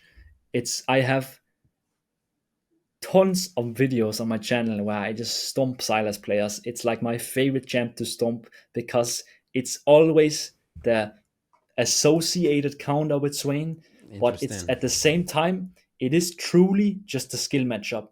And when you lose it, especially if you lose it early game, it is usually always a misplay or like a skill issue. Do you know what I mean? Yep. It's not impossible as people make it out to be. Yes, obviously not in late game or like in team fight, like side lane 1v1. Obviously, we don't beat him. That's not the point. We don't beat a lot of champs in the side lane 1v1. That's not the. But in team fights, we can do it, and especially if we have teammates around you. The problem is people they Silas is very snowball heavy, especially into Swain, because his ult is still great. Don't get me wrong, stealing Swain ult is great. It's great ult for him, but there is a big opportunity to before 6 to stomp him. Also, if you didn't know, when Silas steals ultimate, there's a ring around you. The ring is twice the cooldown of your own ults. Always. Meaning that if you have a 100-second cooldown on ults, if Silas steals your ult, he has 200 seconds before he can steal your ult again. Meaning that there's clear windows when you win and when you don't. And it's the ring around you. If he steals your ult and he uses it in a fight, well, next time your ult comes up, you have time to fight him where you have ult and he doesn't. He can't steal your ult. Yeah. This is where Silas players always make the mistake of going in on you still, and then you just need to pop the ult, and you always win it if you just are patient and you land the Demon Flare into E, so you can land all your abilities, right? I think Silas matchup is greatly misunderstood. It's very interesting. It's very fun to play. I think it's very skill matchup, and I really do like the skill matchups. I do think they are the most fun because you can do a lot, and you can also, you can both lose and win depending on how you play it. It's all about getting the experience. I love those matchups where you know the player on the other end has that narrative, the community narrative, that this champ is good into my champ, and you just know the complete opposite, right? So you just toy with it. I assume that's why you have so many videos on your YouTube channel about it, because you're just breaking down that narrative. You love playing against us because they think that they're countering you when they pick it. And I see so many times, it's like I look at this guy and he's like, he picks Silas, and I look at his profile and it's like, oh, we're first timing Silas. Oh yeah, he's counter picking he's counter picking me. It's like, okay, sure, boss, you got the counter pick here, but at the end of the day, if he's first timing Silas, it's never gonna go well. And even experienced Silas, even Silas one tricks, I play against Silas one tricks in Challenger, and even them, we can still exert extreme pressure over them early game. It's all about not getting hit by the chain. If you get hit by the chain, you are getting cooked, okay? And there's ways to get around it. When does Silas go for the chain? He usually goes on the bounce back. When the biggest mistake I always see in the Silas matchup is when the wave is pushing to you, you walk up and Silas all ins, right? You want to avoid that. Anyways, too much on the Silas matchup. Let's finish up. I thought about these ones, Aurelia and Katarina. So Katarina is difficult in the sense that it's hard to land E on. It's one of those one ability matchups where you can only really use Q, right? Because she can always just blink out of your E. Aurelia is, both of them I would put in a hard category, in my opinion. Aurelia is super difficult as well. Aurelia, Yasuo, let me give you tips against those specific champs. Those are champs that love for you to shove, slow push into them. They love when the wave is slow pushing into them. So the biggest tip to avoid losing these matchups is simply making very conscious choice on when you're hitting the wave, and don't just be AFK, like, oh, I'm right clicking the wave and now suddenly it's pushing and now Aurelia is pulling the free, she's looking to all in and it looks really hard. It's all about wave management, those two matchups. I will say a lot of the matchups are very hard, but if you can set up good waves, if you have mobility, like movement, so you can dodge stuff, you can make it work still. So don't be discouraged, even though a champ has a lot of difficult matchups. If you just learn the champ, Like if you're a one trick, for example, I'm a one trick on Swain. The meaning I have probably played all the matchups tens. I like even the Silas matchup. I unironically think I played the Silas matchups 200 games, so I know what Silas gonna do. And once you know what people do, you kind of know how to play around it, right? So it's gonna take you some games definitely if you wanna gets the hang of the matchup. Swain as a champion is pretty straightforward to get into, and he's very, very fun. And if you like team fights, he's definitely a guy I would pick up. And if you're more flexible than me and you just want to add him to your free champion pool, honestly, good for you, because it's like he's an insane counter to melee comps and extremely fun to play.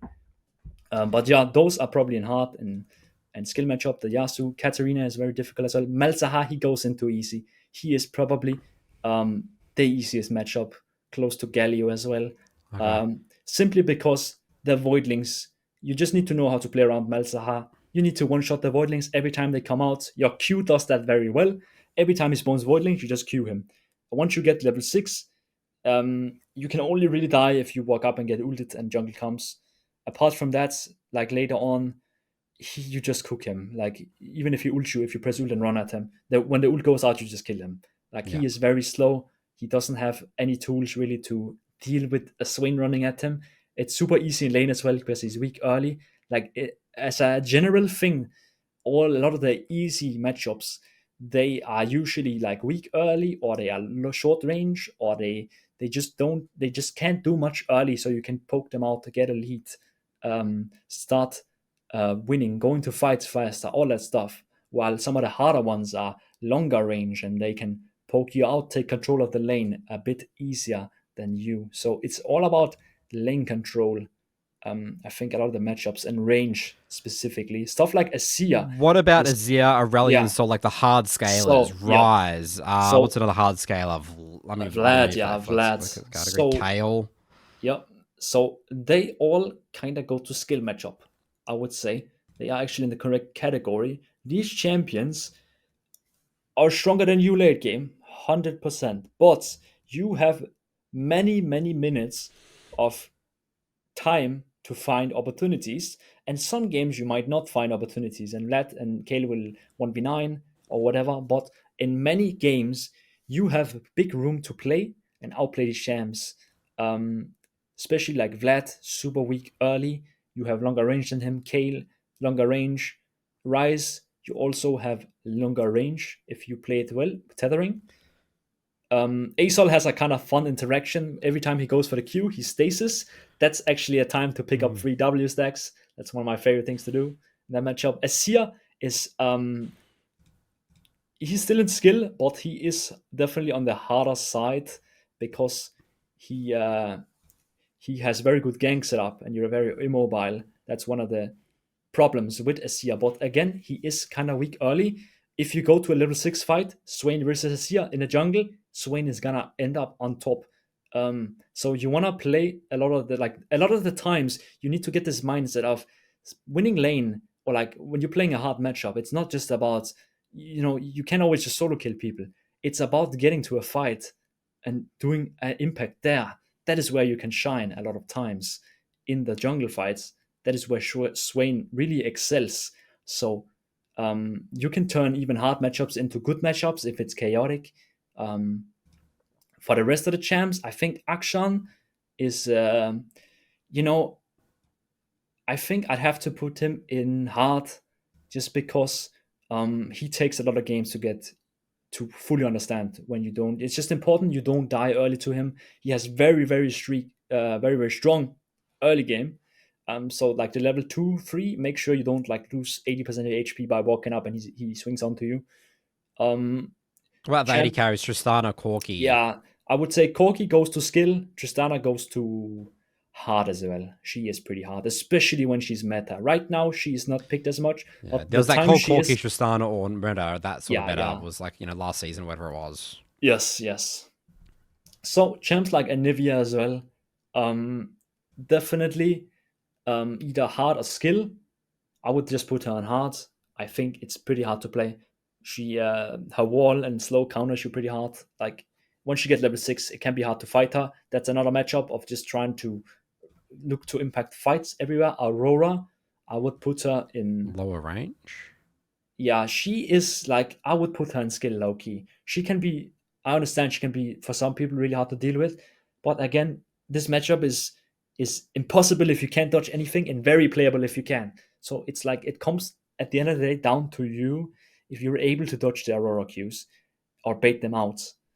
Um, it becomes much more playable. Jace honestly goes to skill, I would say, or easy. He's kind of nice. Mel, I'll just put him a skill, honestly.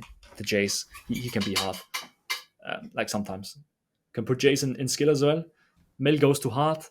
Mel has the most annoying interaction of all the matchups. It's a reflect. Reflect makes it so that if you throw out E against her, she probably reflects it, and it's gonna hurt.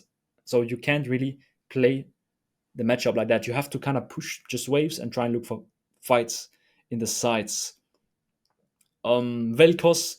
All right, the other high range ones. Let's do sort of like the Yes, Vel'Koz yeah. and the Ziggs. Like these are sort of like the Lux, the Zereths, right? Like Yes, even yes. Zoe, Veigar, all these sort of champions. Yeah. They are somewhere in between skill and hard. You can kind of just put them in at the top up of the skill, top I there. think. Yeah. They are, especially, I would say Talia goes in hard as well. Vega actually goes to easy because of his weak early, and he just doesn't do much. You get so much room to roam and stuff. Talia is really hard because she's so long range, so I just put her in hard. Also, for the rest of the champions, Zoe, I would put her in hard too. Yeah. She I was gonna say, good is Zoe is a nightmare, wouldn't it very be? hard to deal with. Yeah, once you get to the wave push ability where she can just one shot backline with one Q, it gets really hard to play because it's hard to walk up now and play the game. Vex, Nico, Karma, I would say I don't see Karma too often, but it's probably easy.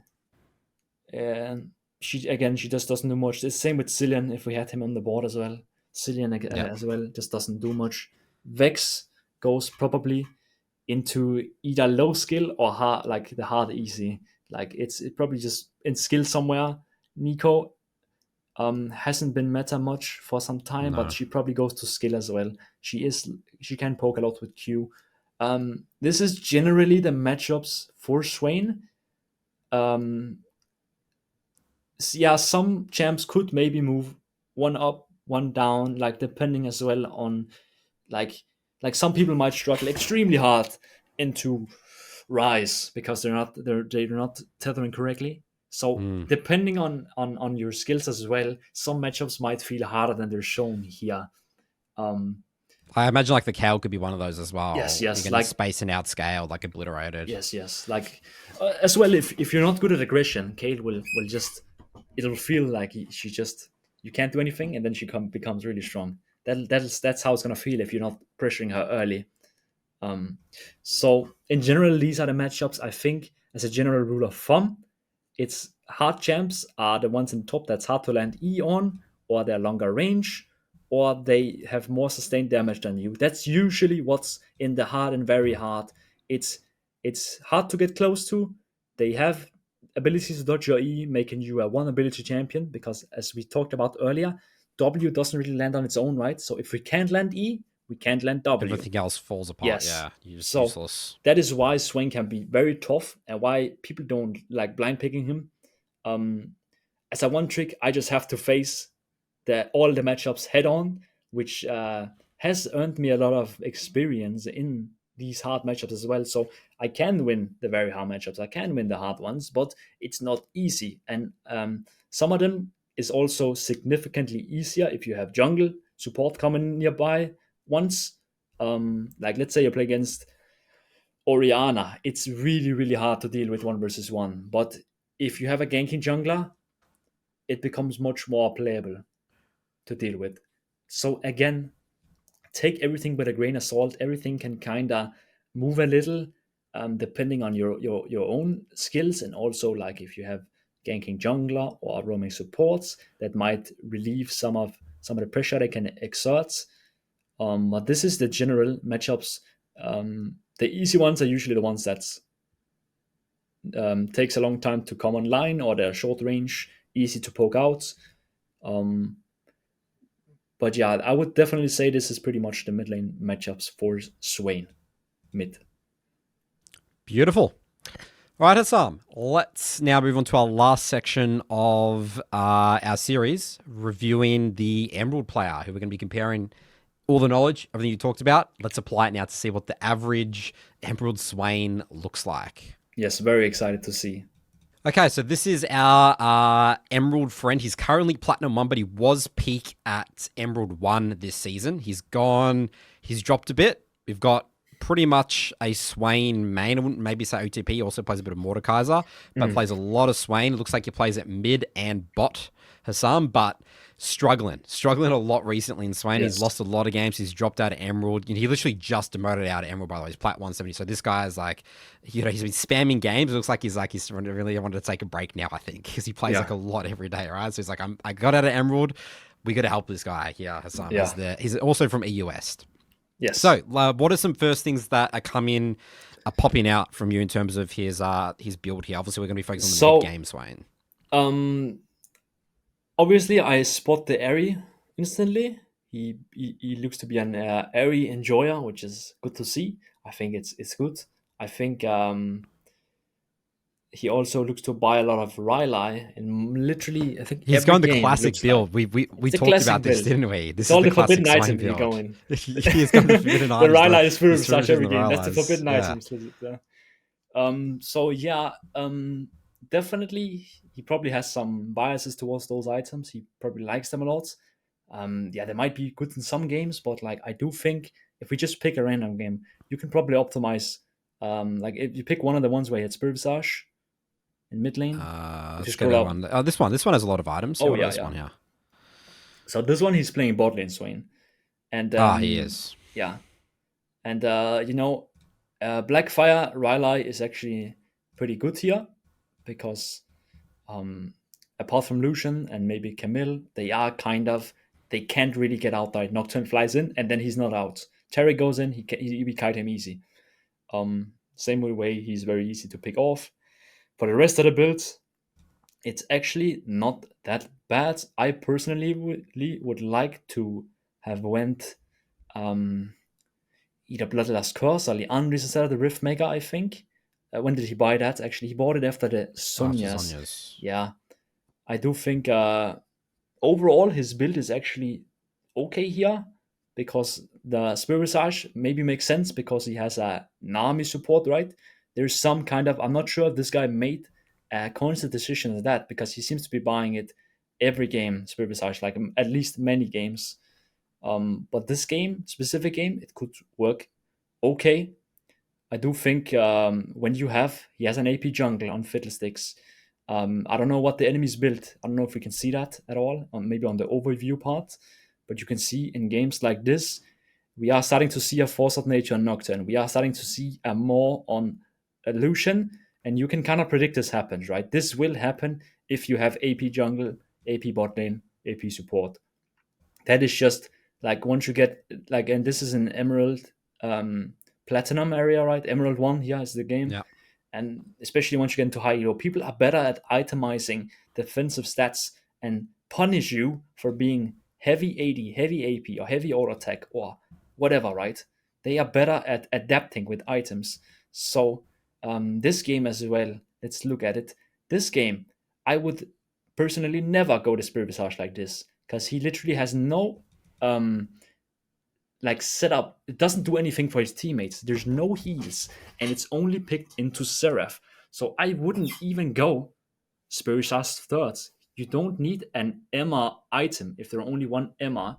Emma item is something you should consider thirds if they have double AP, triple AP, stuff like that. But when I look at this game and I see, we have Dash on top, Dash on jungle, Lee Sin can kick us away. We have push away on Alistar. Vayne can push us away. There's literally so many pushes away.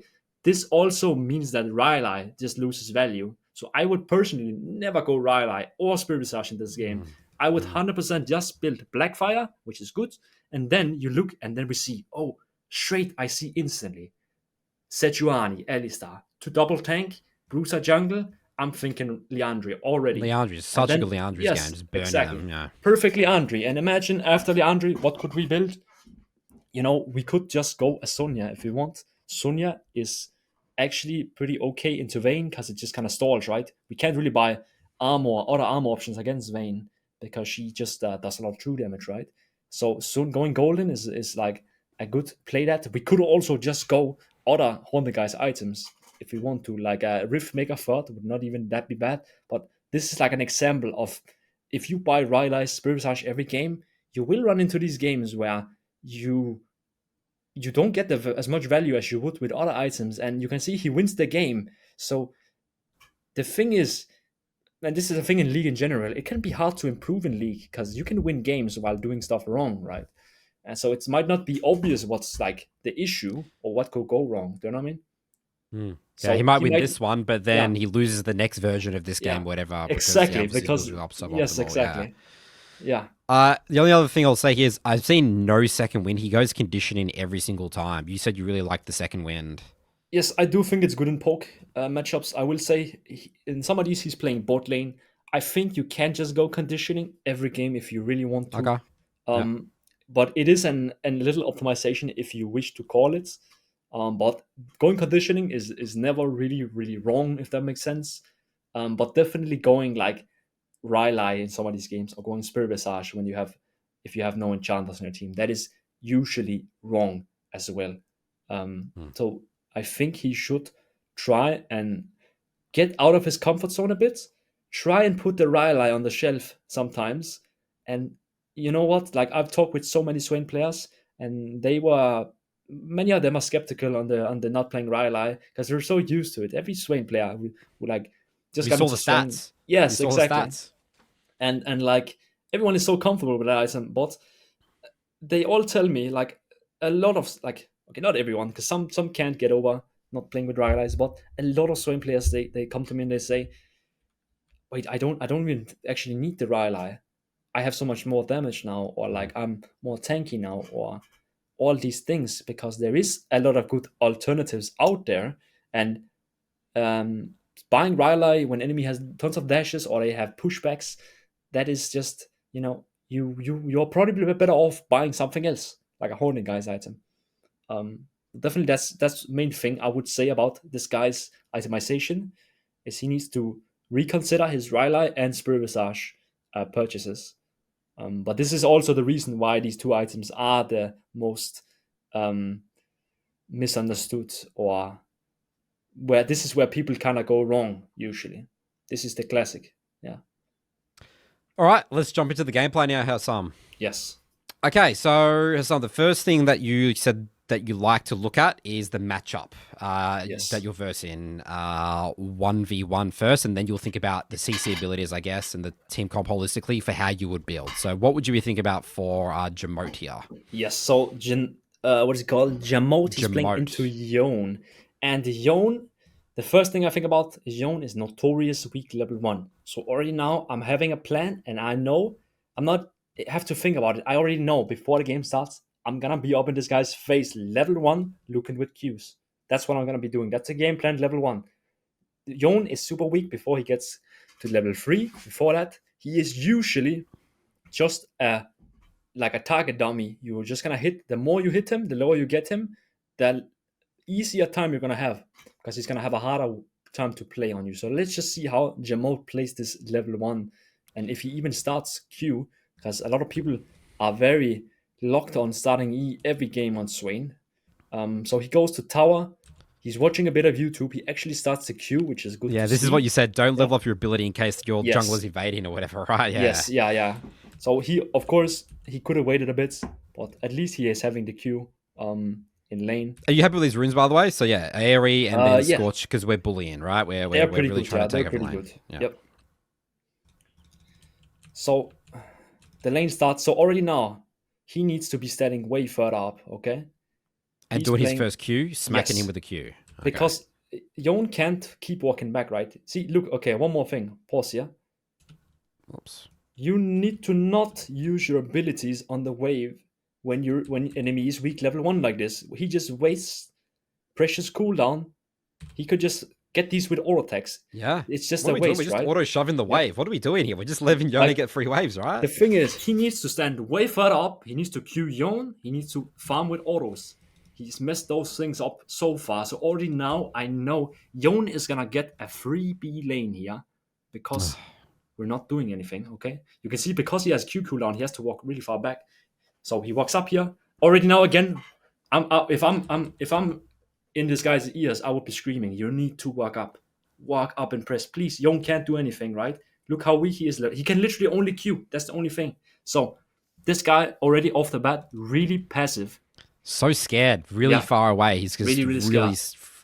So he gets a little nice damage. That was a bit better. This is what he needs to be doing since the beginning, right? So level 2 here, falls back because of tornado. That's honestly okay to do. He holds the E, all good. See, let's see if again. I'm really curious to see if he starts with E now or he goes. He just walks up to Q. Yeah. Let's see it. The E start, and it lands. And when it lands, sure, it's great, but it does just not always land.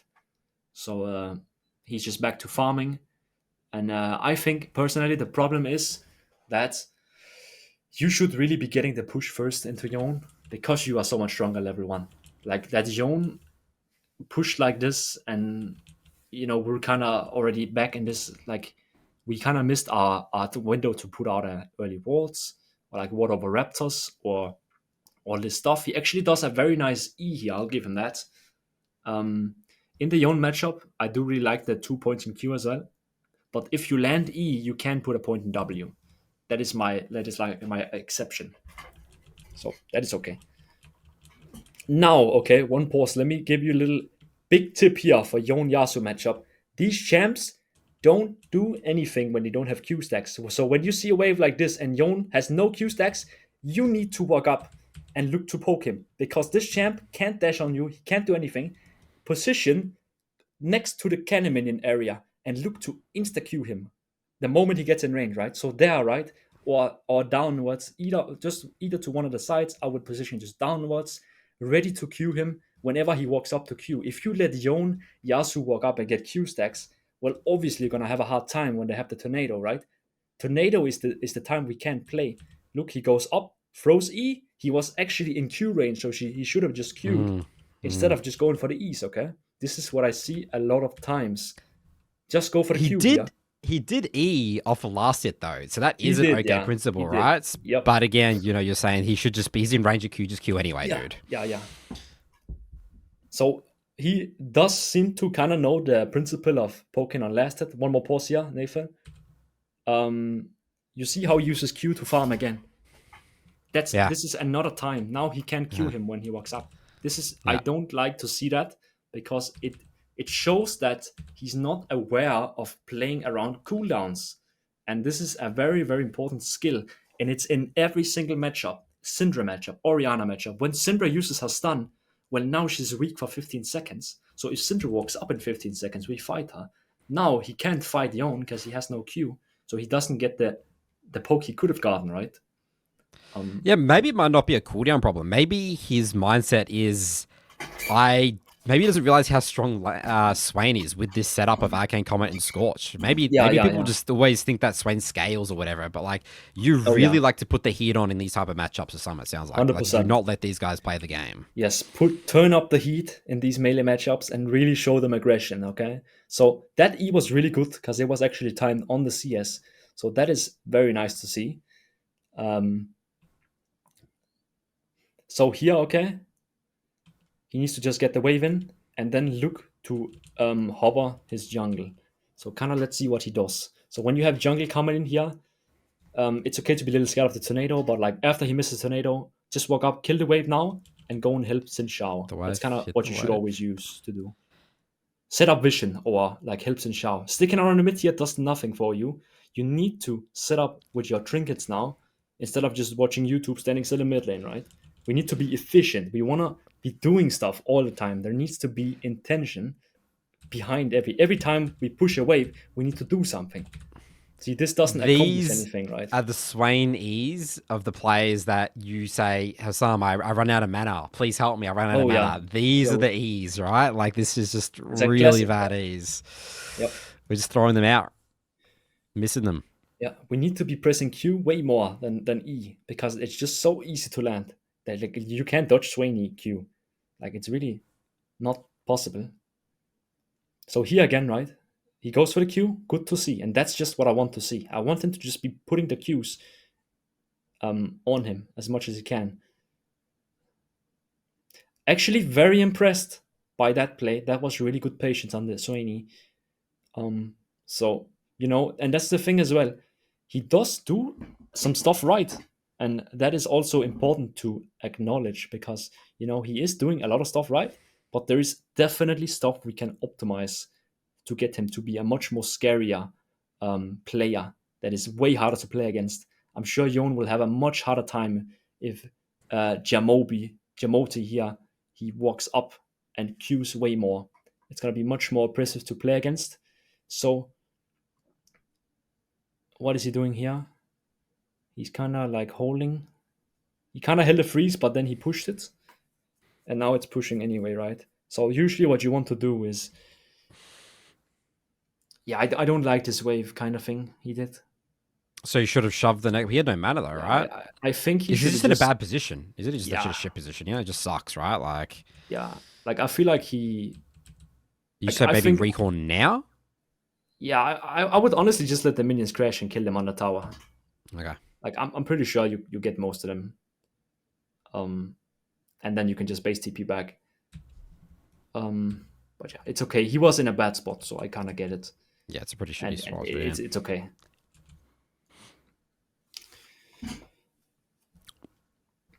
Nice. See, that's a goodie extent there. Very, very nice damage. Champs like Jon or champs like Kassadin, you have to wait out their shield sometimes to kill them and poke them. So he actually does a very nice flash there. I like that flash. Sadly, it's not enough. So I think his big flaw was when he ulted, I think Jon can just straight up ult out instantly the moment he does it. So the ult is, I think, in general, just not like good timed. I don't like the ult here. If you look at it again, like this poke and this he did, it was really, really nice. I really like that. Like the E extent he does next, really props to this guy. I think that was really nicely done. Like this poke here, great. But now he needs to just calm down, okay? Cue him again and then be patient. Okay, he doesn't need to just do this, okay? Because basically what he's saying here is right now. Because Yone can Q3 out, but Yone's low HP, right? He has no TP, so we've lane locked him. He's stuck, right? We shouldn't actually, in a way, killing him. He is bad. We could deny more farm by keeping him low HP. Yes, exactly. Just wait a bit. Yone is probably gonna do something, right? So it actually looks pretty good, but like the flash is great to cancel Yone, but here, okay, one more thing. Pause it. This is what we talked about, efficiency. Notice how Yone is obviously back in base. He's 1 HP. Why are we not catching the wave instantly? He should be standing here, right? Yes. Yeah. We're losing precious time. Look what he does. No. Oh, he's warding. Okay, maybe he's scared, right? Because he's going to get ganked maybe by the Wukong. I guess he could be scared, but I will say... oh, he was right. Oh, he was actually right. Maybe he is actually a jungle tracking genius that we don't understand. No, but it's like... Yeah, and I think this whole kind of thing stems down to him just being impatient in the lane and burning his flash for like, do you know what I mean? Like if we just chill, he'll be fine here. Like if we just chill it a bit more and don't just like pursue and run at him when we don't have like a landed E or anything, I think it's just a way better situation in total.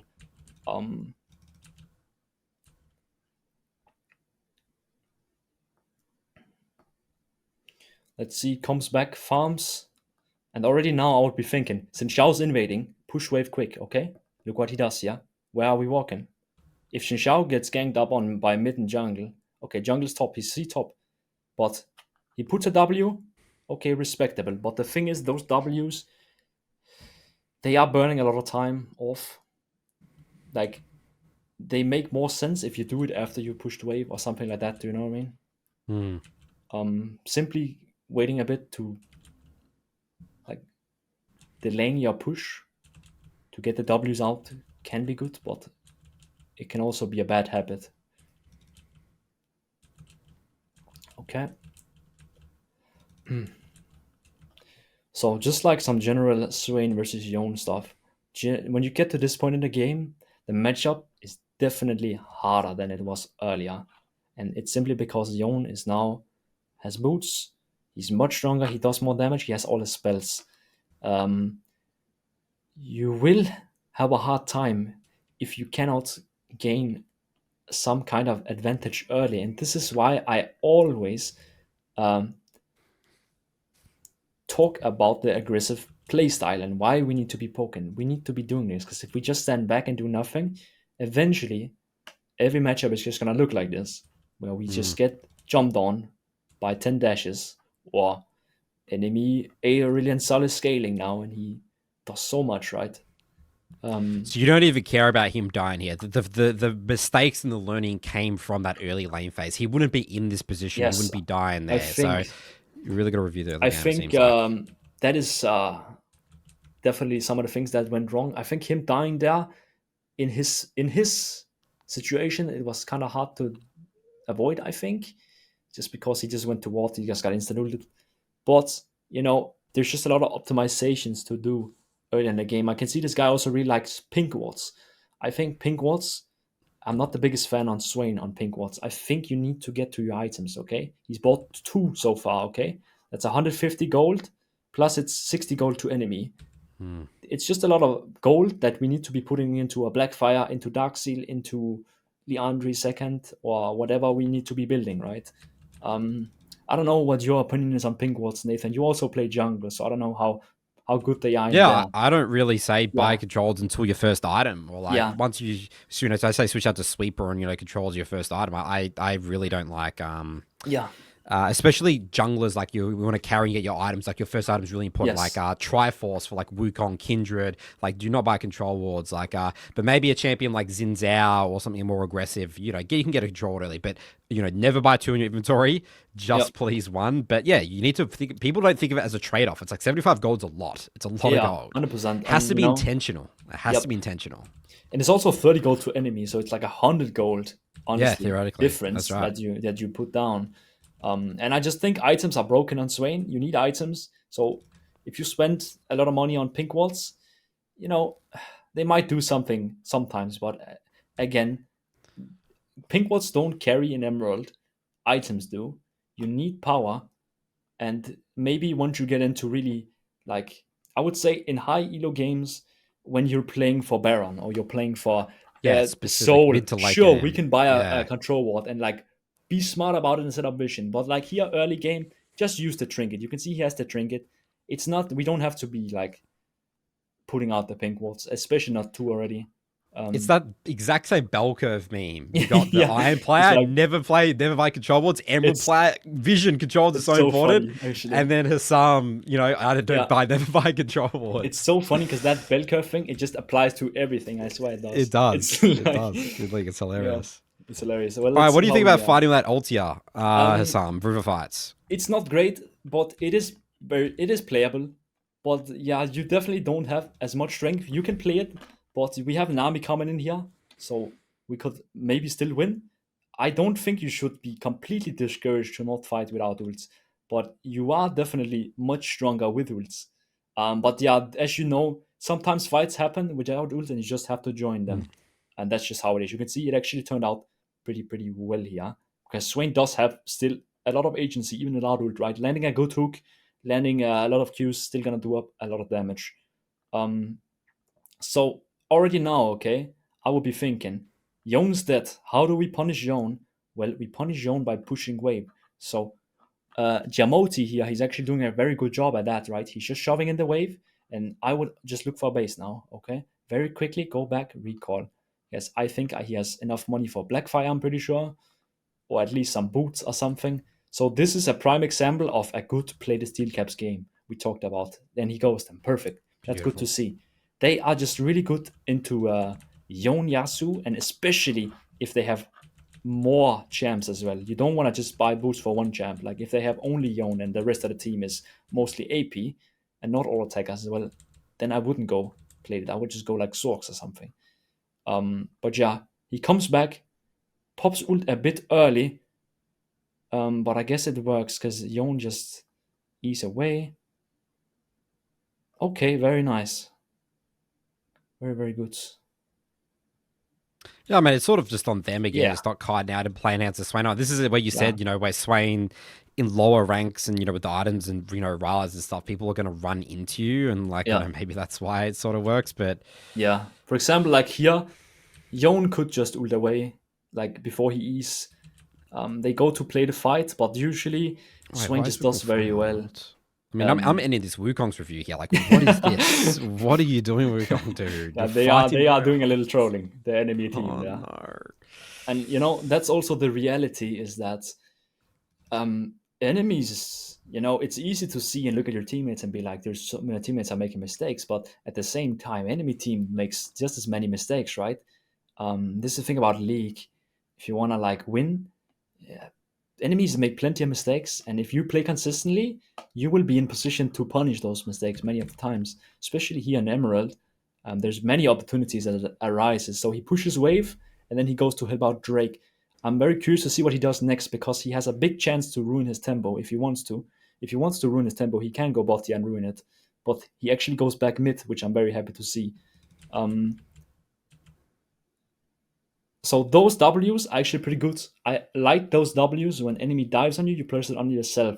The thing we talked about in the practice tool session, or the practice tool chapter. It was very, very nice. But again, we don't want to see these E's, right? These random E's with no minion wave. No minion wave. That's just breaking rules. Principles, stop those. You're going to run out of mana. Try and avoid them, It's like a bad habit to have. Another one. Again, and a W, right? Oh, no, he's going to be out of mana. That's a minus 2 mana. And then we go in Husum comment section and we say, Swain has no mana, I need to buy a TF Goddess Husum. And then end of review. Yeah. I understand what you'd have to deal with now, Husum. It's like, that's why you need to tell him. Can I look at your gameplay, please, before you tell me that I'm building, you need more mana on Swain's build, right? We're seeing it. We're witnessing it. The proof is here that no one can hide. The truth is just, people just use all the mana on EW, and I see it every single time I review people. They always end up spending hundreds of mana on useless E's and W's permanently. And you can see another E here. Now we're honestly, if a fight breaks out, we have mana for ult and E maybe. It's not that good. So Wukong. Okay. I will say his flash was actually pretty good. I guess Wukong did he not have W? I think he used it before, maybe. Yeah, there's the classic W into for the gank. That's what they do. I see.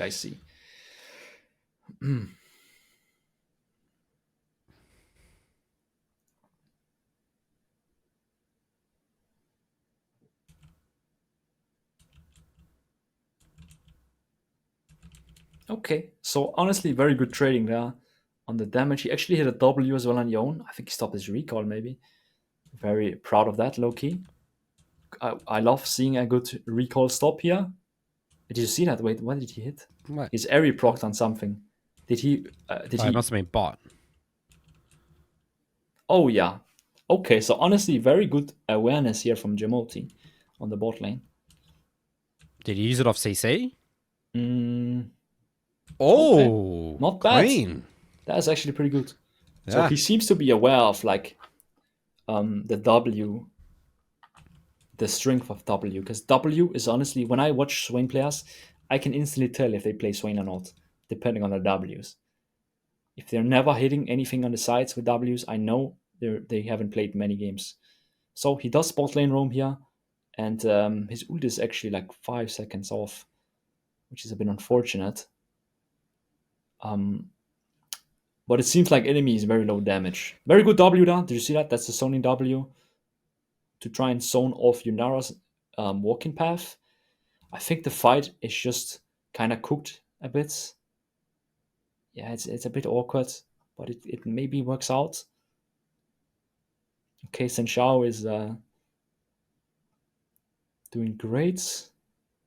Nice E there on the snapback. So overall, pretty good.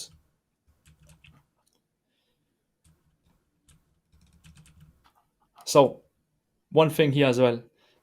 Obviously, Swain should be going bot lane right now, and this is the classic thing I see a lot of times. Either that, or he should, like, I don't know if they have some pings going on with Kaiser swapping down to bot again. But they should just at least not be in the same lane. So maybe Kaiser goes down. Yeah, she does. Okay, this is fine then. This is fine. But as a general rule of thumb, right? Let's say you run down bot and roam and get kills. You want to push out the waves. You want to let your ADC to go mid lane for a few minutes, just in general. So here he does actually the roam away from jungle to set up vision. And while it may be okay, the problem is if they're not winning this much as they are, and enemy jungle is invading your jungle, then you can't help him. So here we see a no demon flare into E, and this is classic Swain mistake I see all the time. I think if people fix their random E's, they start poking with Q more. They start using demon flare first before E. I'm not kidding. I think all Swain players who does that would literally climb 200 LP by literally applying 3 simple rules. It's very simple, right? And this guy just keeps using his R too early, right? Like, yeah, he does. Just full HP. It's just way too early. Like, this is running away. Literally just look, and the demon flare is really, really bad. This sadly, because I honestly think he's in a really good spot right now. But you see, if he uses demon flare, Yone gets hit by the E 100%. He has nothing to dodge it. So this roam is one of the ones I would call the flippy roams. Okay, I would personally never go for these roams myself because they are innately flippy because you're dropping full wave mid, right? And it's not even like a great fight because we don't even have ADC. It's not even a man advantage fight. Those roams I don't personally like. I like staying mid and just being patient. There's gonna be opportunities, and there's gonna be much better than this one. This one is just like, oh, I see low HP Seraphine, let's go. And like right now, I would turn around and see, oh, Yone is mid. I'm gonna make sure we go back. I don't have more time on the timer. I need to respond to this mid wave. So these are the exact roams that I expected to see. This is again where I think this is what I see in reviews all the time. There's just this guy has no flash or ult. Like, what are we doing? And we should lose this mid tower. He's so lucky that Yone TPs this. This is Yone's in review. Like, get mid tower, please, dude. If Curtis was watching this, he'll be tearing his hair out right now. So, that was very not good. He loses a lot of time where he could be farming and pressuring. Instead, he's having to base because he simply got chunked. Now he goes bot lane, and Kaiser takes over mid lane, which is kind of fine. It's 17 minutes, no bot lane tower fell, so at this point you can also just swap. The mid game kind of starts as well. So, Drake fight. Let's see how he plays it. See, pause here again. That's the end of review as well. We need to stop with this what he does, okay? He needs to pause here, press ult now, and that's it. And then you wait for this is when flare. you insta R. This is when you start with R because they're committed. They're committed. When Yone has tornado and ults, he's not committed. He can just leave, like with the ults, right? This is when you press ult, you wait for the demon flare, and then you hit E, and you can just, I don't know, you can pick a target, Seraphine. We just take 80% of our damage, right? So what he does instead is he mega fumbles the E, and now he presses ult, right? And it's really, really bad because look at this now. This fight, he can't do, like, they just run now. It's really, really bad. He goes back in, gets some more damage, but at the end of the day, he just didn't have the impact he should have had that fight, considering he's actually really fat. He came from a nice angle. He needs to instant R. He just needs to, like, his ability usage was just poor that fight. Like, it could be played so much better. Mostly with the ults and E. And this is again something I see a lot of times. And you need to get used to this thing that just because you sometimes land your E doesn't make the E's good. Okay? You need to throw consistent E's. That makes sense. So he goes up here. I think he had vision on him. Didn't he see him?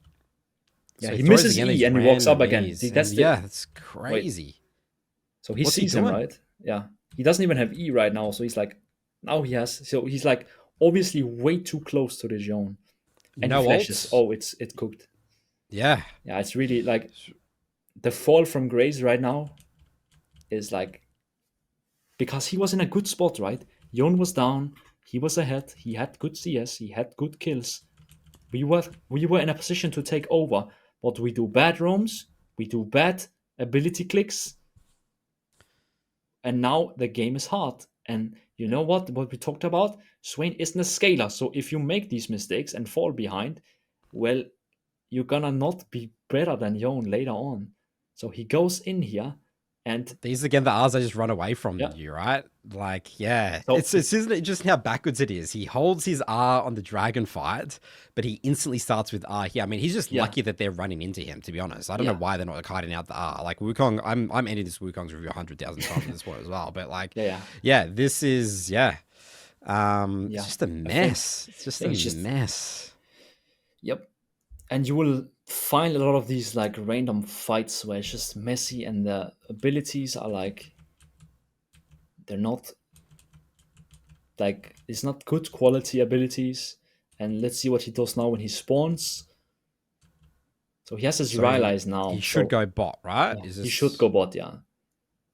He could go bots. It's where Atakan is. This is actually okay. So this is a play I like to do a lot as well. Is I call it mid hover. When bot lane wave isn't too obviously pushed up, you can go just hover mid lane. Stay out of vision, look for a fight, because as well we love fights on Swain. So honestly, nice try here. But again, he does the no demon flare into E, the E into demon flare combo. Like, do you know what I mean? If we go back, look how much easier it would be if he just Wukong jumps in, press ult. And then we chill with the E. Stop with this like E now. Look at this. Just wait and press the demon flare, and then it's guaranteed. Like it's just a mismanage of the kit. The kit needs to be played in the correct order with the demon flare first, so we can play. And that's the 75% slow, right? Yeah, So like he nobody should can dodge R that. for the slow first, and then the E. Yeah, it's like people purely rely on Rylai's. Yes, they don't think about the demon flares, the slow, right? And when you think about it, right, Rylai's 30% slow, demon versus flare 75%. Yeah. Nobody's dodging anything there, legit. Like nobody can get out of that one. So that's just a guaranteed E in 99% of the cases, unless they have dashes. But now we're back to bot lane. So here he's just hovering a bit around, looking to see if enemies are showing up. That's okay. What a great game to demonstrate, by the way. That was so far ahead, and that like they've just he's just game. I mean, but this is all on Jamato here, right? Jamato, like yes, he has completely ruined the game. He has had many chances to do very good stuff, but he's kind of butchered it. So he goes to pushes our bot and goes to Drake. Let's see. I'm kind of curious about his next team fight, because I think this guy, honestly, like he's not bad. He's been playing okay, but he just has some issues with the demon flare and ease, and he has issues with he's not patient in lane. Look here. Again, why not just demon flare? Can we just press the demon flare? It doesn't do anything to hold it. You just press it when there's many people inside, and then we throw E. And these are the fights that you want, right? This is Swain's strength. This is peak Swain, right? Yeah. And you can see this is as well why I would recommend. People ask me, Husum, would you recommend a good champion in bronze or silver or gold or whatever? And Swain is honestly a great choice, because he is really good in these chaotic fights, but you still need to have a consistent playstyle. You can't just be running out taking every single fight there is. You need to take the smart fight. So that was a great Swain fight, and you can see how oppressive he is in these fights, big fights. And if he doesn't get killed quickly, he just takes over, does a lot of damage, and he does the right thing here by pushing out another wave. I'm honestly happy to see that. Then he bases and seek us. Okay. So I actually don't have anything against his build this game. I think it's okay. I will say Rylai, I would probably just build something else personally. But again, they don't have that many dashes, so it's okay. let's see, we're in the sideways, and this is actually here, Nathan. This is like classic Swain. This is the he's not a sideliner, because he really isn't. He doesn't win against these champs like Yon, and it's very clear here, right? Because you just get hammered by. That's why you need to be strong. You need to be ahead, because if you get in the situation where you're getting shoved in and bullied, you're using your ult to survive. You're not using your ult for the team fights. Yeah, it's really rough against these split pushers. Yep, and you can see how oppressive he was in the last Drake fight. It looked like he 1v5 low key, but this now it's 1v1, now it looks like he looks useless. And that's the thing about Swain. You gotta understand that you're really not you're not a 1v1er, okay? And you need to play towards that, and you need to take good, smart fights, and you will come out on top. Like, this champion just does very, very well in team fight, and especially like at level 6 power spike when you have ult, you are gonna be winning every single river skirmish. So currently he's just getting the sideways pushed, which is honestly nice to see. He has dropped a few CS, but it's mostly because he died a few times and that kind of stuff. It's the bad roams. Yeah, the bad roam bot lane, I think, cost him a lot. I think the roam bot was like the catalyst to a unfortunate event of many bad things happening.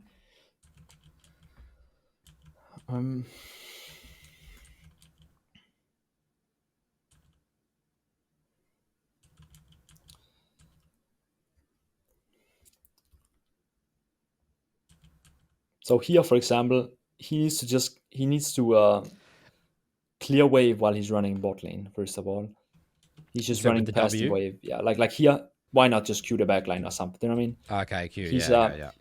And I know it's because he's so aware, he's so focused on the fights, but it's just, a skill in League. The better you get at League, the more awareness you have of everything, and you're more calm. You're not tunnel vision or anything. So he actually makes it to the fight here. Yon is very, very strong at this point. They take him down. Now everyone's dead, right? So we need to be pushing out the waves, which he does here. Good. Yeah. I know, I would just keep pushing. I think this is a bit weird. Prioritizing the control ward. Yeah. This guy loves control wards, and he loves killing control wards. He has another one in the inventory, actually. He's the the Vision of the Empire, yeah.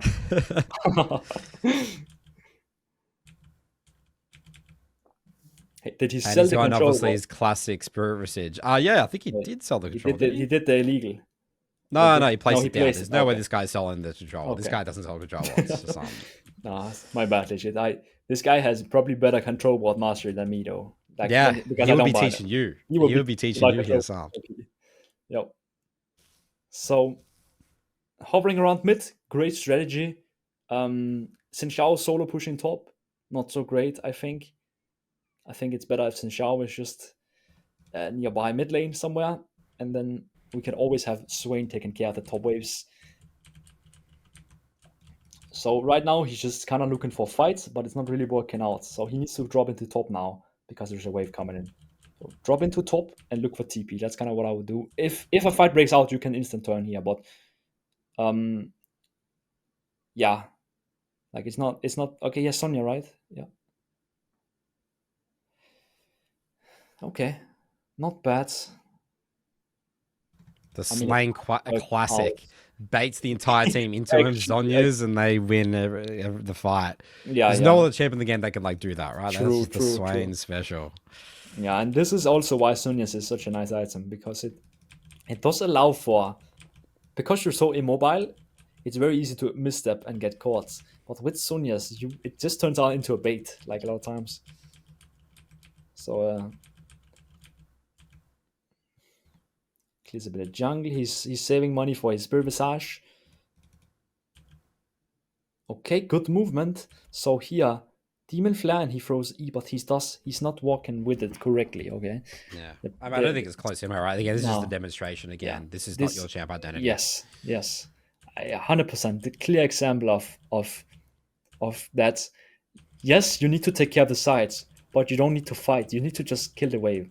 Because at this point, Yasuo, Yon, any side lane in the game just beats you really hard. And if you die on the side waves, that is really bad for the team.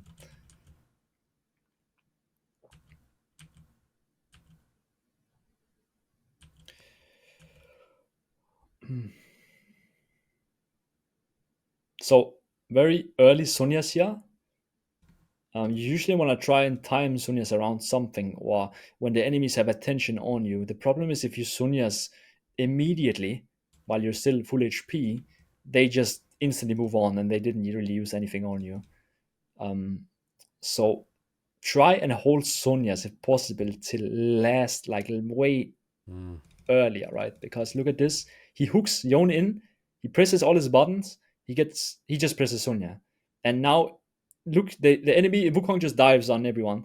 If he holds Sonya and let him create a little more space for Kai'Sa, so Kai'Sa can maybe play the game a little more, he can wait with the Sonya, read a bit to pressing it, and then press it like later on. It gets way better for him and his teammates because there's just simply like more space created. The Sonya just doesn't do much there if you press it that early. Anything you have comments here, or else I can give some thoughts. Yeah, I mean, sort of wrapping it up. Obviously we've talked a lot about there's so many end of review mistakes. It's probably not even be worth reviewing the last 10 minutes, right? So we've sort of been going over it pretty quickly. But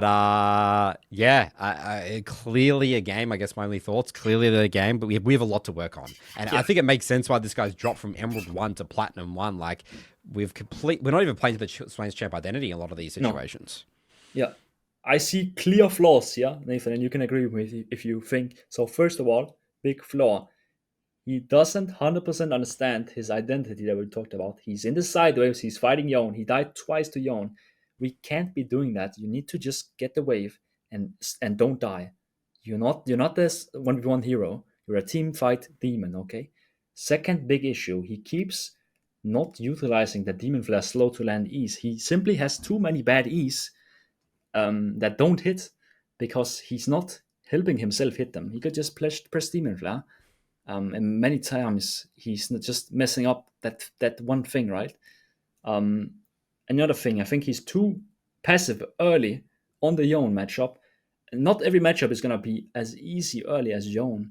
Some matchup is gonna hard. Victor level 1, it's really hard to play because he walks up with his Q. It's very hard, insane level 1 poking. But when you have the good matchups like Yone, you need to be up there in their face pressing Q. We can't be scared of it. We need to try and get as much damage or advantage or get an early ward out on enemy raptors and like, oh, I see the jungle here or like something. If we just stand and chill, it's not good. That's missed opportunities. I think those were like his biggest main three. Also his roaming. I think that was a big one as well. The roam bot especially cost him a ton this game, and it's another clear indication of roaming to a side where your jungler isn't really there and your bot lane wasn't really there, and it's because you see like one guy that's low, but you're not playing your timing correctly because there's actually a wave in mid lane while you're doing it. So the play just gets messy and it becomes really bad suddenly. And if enemy jungle is nearby, which he was, it's just a lost play, and then the game is really hard now. So we need to stop with those roams as well. I think those were my 4 main concerns on this guy, and I think I don't know if this guy sees the video, but if he does, like fixing those things will majorly help him playing Swain, because even though there were some things that were wrong, he was actually doing stuff right as well. Like he was not like bad in some other aspects. Like I feel like when he wasn't messing up the demon flare into E, he was honestly playing okay. He had some good trades as well in the mid game and stuff on Yone and stuff. But it's just like it seemed like he 100% didn't really understand how punished he got on that roam, and how he shouldn't be sidelining, how his abilities work together, and how he doesn't know early game how strong he really is. He doesn't know the limits to his champion yet.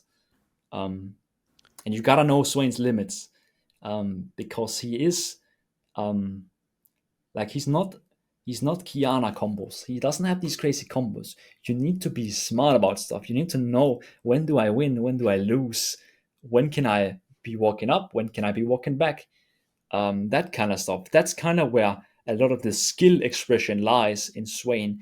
It's like kind of your decision making and that kind of stuff. He did have some good W's on the side. I really did like that. he seemed pretty aware. But yeah, there was of course also many other issues, but those were definitely the ones I think was the main problems to his gameplay here. Yeah, Do I you agree agree on with all that? those Yeah, takeaways. Yep, yeah, all those. That's really good takeaways for him. Moving to sort of the last questions yeah. of this episode here.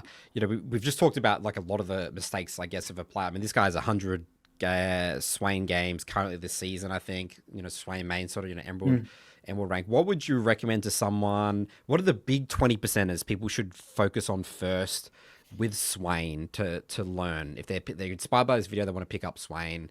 What do Yes. you reckon they should focus on first? So I think getting comfortable at using Q is a big one. Like, a big difference when you see the difference in good Swain players and people who still have much to learn is the difference between the E and Q usage, the ratios, the random E's, the random W's, not pressing Q when enemies are literally in Q range, just take the free poke. It's very cheap mana, it's very good damage. I think ability usage is very important on Swain. It's like being patient with E and W, using Q way more than you think you should. Those are some of the big differences. There's of course a lot of fun mechanics we talked about earlier, and there's a lot of W usage you can get really good at and optimize and get on average 5-10 stacks more every game, which will give you a good amount of HP, which does help. But I think those are definitely like a lot of the ability usages. Many of the things we talked about today in both my replay and this guy's replay. I think overall there's just a lot to take away from these two games. We had very good games, in my opinion, to look at with plenty of stuff to talk about, which is always Yeah. amazing. So they were great to demonstrate Yeah. Swain and also I mean your VOD more so again of more so mid lane fundamentals, just playing good League of Legends overall, tempo, all that. Another question for you here. I mean, obviously you've been playing Swain for a long time, I have. Husum, Challenger and high-elo. Do you remember like when the champion clicked for you? Was there like an aha moment, or was it all just a steady growth improvement? Like, did you go from like master to challenger in one season because something clicked for you or whatever it is? Like the first time getting challenger. Yes, I'll give you a little story on it. So I started off, I think I started playing like, I'm not going to give the full story, but basically what clicked for me is the second I started going Aery Scorch. Aery Scorch was like my turning point. Before that, I was always a Conqueror player. And Conqueror is not bad. It's a fine room for Swain, and it's good for team fighting and that stuff. But I think Aery Scorch really opened up my idea of Swain isn't just useless level 1. He's not useless level 2. You can solo kill people at level 3. You can exert pressure. You can be having the mid prior. You can do a lot. I think the whole aggression part really opened up my world to how much you can do also from mid lane if you're good at aggression. I think that's kind of where it clicked for me personally. Yeah, I think so. I can't think of anything else, honestly. It was the Aery Scorch that was really big for me. It was also back in a time, I think, I don't even remember if Aery was even better or something. There was like, but anyways, that is kind of what I remember, yeah. Yeah, again, it's sort of been enlightening for me just to realize how much strength Swain has in those early levels because I didn't realize at all. I just assumed, I guess I've never played with a Swain that was able to take over, control in these matchups, these low to medium range matchups. So yeah, that makes a lot of sense. Yes, and to add on that, this is just a general league advice as well, is when you go aggressive and you put on aggression, you walk up, you press Q. It doesn't matter even if you're not even if you're playing Swain, if you're playing other champs as well, you kind of learn a lot more than if you just play very safe and passive. And yes, you might die to jungle, you might die to support, but you learn a heck of a lot more, and it's like mind-boggling how much you actually can do. And some games you lose because jungle comes mid 5 times. That's just how it is.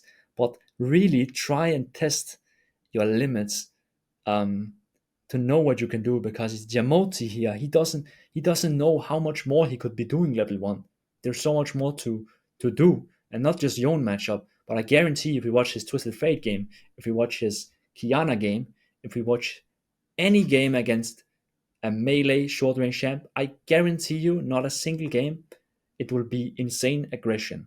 And nothing wrong with that, because we all have stuff to learn as well in League.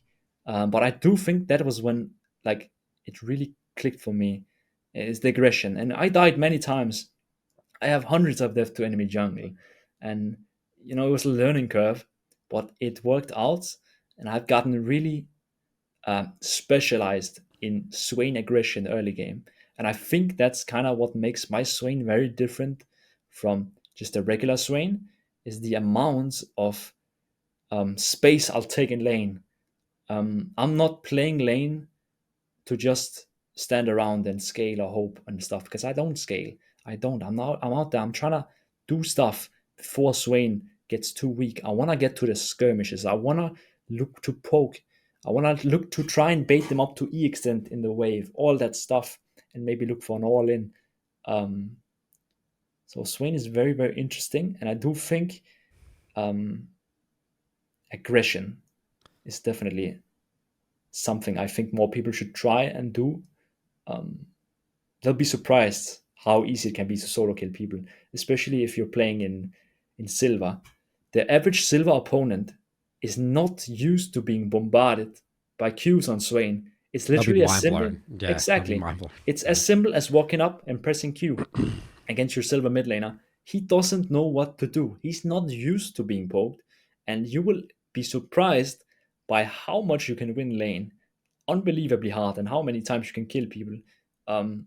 Like I can even in Challenger people get surprised. But like if you have silver enemies and you try and pick up some of the tips from this video, I guarantee you, if you try and apply it, you're not gonna be a master tomorrow doing it. It's gonna take some games, but if you just slowly apply it to your gameplay, the aggression, the demon flare before E, the consistent choices, not the roaming away from jungle, all these things, you will significantly improve your gameplay and your fun, in my opinion, because it's really fun winning on Swain, because you will just feel like a teamfight demon, and it's super fun. For God. I love this champion. I really do. All right, our last question, and I guess that sort of ties in, is, as a salesman of this champion, an OTP, why should people play Swain? Why should more people play Swain? Swain's a bit of a niche pick, right? He's very niche. Why? So people play this champ. Swain, first of all, I'm a guy who I like with my champion has like some kind of cool lore. I love Swain's lore personally. I think it makes my journey as well more fun playing him. But why you should play Swain gameplay wise is, I just think if you like team fights, if you like being this raid boss, and if you like healing, personally for me, something that made me love Swain is I love healing and I love mages. And there's not that many mages that heal. It's only like really Vladimir, except for Swain. But he was always a bit too slow for me personally, where Swain is much more takes off a bit quicker. And I love the teamfight aspect. I love controlling areas. The W is such a fun ability to use, especially once you get good at it. The amount of like dopamine you get when you hit W long range, or you stop enemy recall. Like sometimes I've tried stopping enemy recall 4 times in a row. It's like insanely fun. I love pull abilities. Like Swain is really fun as well, because he's not just a pure damage. I feel like when you're playing a pure damage champion, at least for me, it can be a little like if you're behind on a pure damage champ, you don't have much to do. But like on Swain, the E's, the pulls are great. We can help our teammates with W. He just has a great team fight, great abilities, and I think his overall theme is cool. So I definitely think if you're kind of into being a more liking this kind of drain tank battle mage, Swain is the ultimate battle mage. He really is. And he has great synergy with a lot of teammates, champions as well. Like he does very well with people who have CC right, people who he can create space for. I personally think Swain is one of the best champions at at playing when you have a fed AD carry, Swain is just goaded in those situations because, like, let's say you have a fed Jinx. How does the enemy play the team fights when you're standing in front of Jinx always? You're sitting on her, Yes, and they soaking have up abilities. Exactly. You're taking cooldowns, you're being distracted, you're distracting people, taking space, landing ease if prime targets try to walk up to hit Caitlyn. Like, he just has some like clear strengths and weaknesses, and I actually really like that about him. He's also not like insanely difficult to play. You just have to be patient and smart about his abilities. I feel like if you do that, you it's not like, you have to land insane combos, or like a Sia takes 1,000 games to master to fully understand how to work with his soldiers or anything. Like, he's pretty straightforward, right, Swain? With what his abilities do and what he wants to do, very clear reference points. So definitely would recommend playing Swain to people out there who would like to have a battle mage, a true battle mage in their arsenal of champions. Okay, and final shout-outs, Husum. Where can people find you? What's the final words here? Yes, so I actually do a lot of educational Swain videos and guides. I have a full matchup list. Like, if you like the matchup we talked about, if you go on YouTube and search Husum Mid matchups, you'll find a 40-minute long explanation where you get matchups tips for every mid lane matchups that's like relevant. I have tons of post commentary games. I also do live commentaries. I have funny games as well. Everything is Swain focused. So, like, if you like watching Swain or want to get into Swain, definitely check out my channel. It's Husum lol. You can also find it in the description probably. Yep, we'll have it there. Yeah, and there's just a lot of Swain content for Swain enjoyers, honestly.